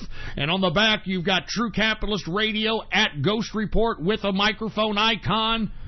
And, folks, that's not all. You also get a bottle cap of yours truly. And I guarantee you that I popped that bottle cap and drank that beer, baby. You're getting all these relics for an unbelievable price, free shipping. So if you want yourself an autograph, by God, go to my Gab account right now and go to the post that states how to purchase a Ghost autograph. Go to the post that says how to purchase a Ghost autograph and click the video link. Click the video link and listen to the instructions, baby, all right? All right, gab.ai/tv/watch/18436. Click on that link, listen to the video instructions, and find out how you can get yours truly autograph, especially for the price. You can't beat it, man. You can't beat it. And aside from your purchase, not only will you be supporting the True Capitalist Radio broadcast, you'll be supporting Gab as well, folks, okay? Because it's $16. That's it for the autograph. And $4 of that goes... $4 of that goes to the Gab for a transaction fee. So aside from supporting the broadcast, you'll also be supporting an independent social media in Gab. So you're killing like 80 birds with one stone, baby. You're killing like 80 birds with one stone. So please, by all means, support the broadcast. Consider hooking it up with a autograph. And if you can't do that, that's fine. Take a look at the cryptocurrency wishing well, okay? And consider, making, somewhat of a contribution, a little something for the effort, baby. I give you 3 hours, no commercials, all right? 3 hours, no commercials, baby. And by the way, I like how many autographs I've sold. I like how I'm getting a lot of donations from the cryptocurrency wishing well. If this keeps up, baby, I mean, we can expand this from 3 days a week back to 5 days a week. But remember, man, I mean, you know, the reason I did 5 days a week when Blog Talk Radio was around was because they were paying me about $4,000 a month. I don't need $4,000 a month, but I definitely need, you know, a little bit of an incentive. You know what I mean? So I can not only do the broadcast, but maintain whatever I do in my real life, my business life, my brick mortar businesses, etc. So if you all are interested, by all means, support the show any way you can. I appreciate it. Once again, hook it up with an autograph or contribute a little bit to the cryptocurrency wishing well. And everybody who's contributed to the wishing well, may all your wishes come true. May all your wishes come true. Not to mention you'll be supporting the broadcast, all right? Anyway, I'm getting the hell out of here. I will be here on Wednesday, all right? All right, this is episode number 592. This is July 16, 2018. I hope everybody appreciated the show here. I will be back Wednesday, 6:30 p.m. Please be here, to say the least. All right? I mean, I'm here live. And not to mention, if you've missed the broadcast, I have all the archives at ghost.report. So make sure to check it out, all right? Anyway, thank you all for listening in to me. I really appreciate it. No matter if you love me, no matter if you hate me, I appreciate you listening, baby. I really do. Anyway, I'm getting the hell out of here. Long live the capitalist army, and death to feminism, death to socialism, and death to communism. I'm out of here. You better be here, 6:30 p.m. Central Standard Texas goddamn time. You better be here. You better be chilling with us live. You better be chilling with us live. And spread this show link around like wildfire, man. Spread this show link around like wildfire. If you're listening to the sound of my voice, you're listening to the political internet underground. You're listening to the underground. So spread it everywhere. Go to the forums. Go to the blog posts. Go to the chat rooms. Go everywhere and spread this show link around like wildfire, because we are the underground. We are the underground. We are the underground.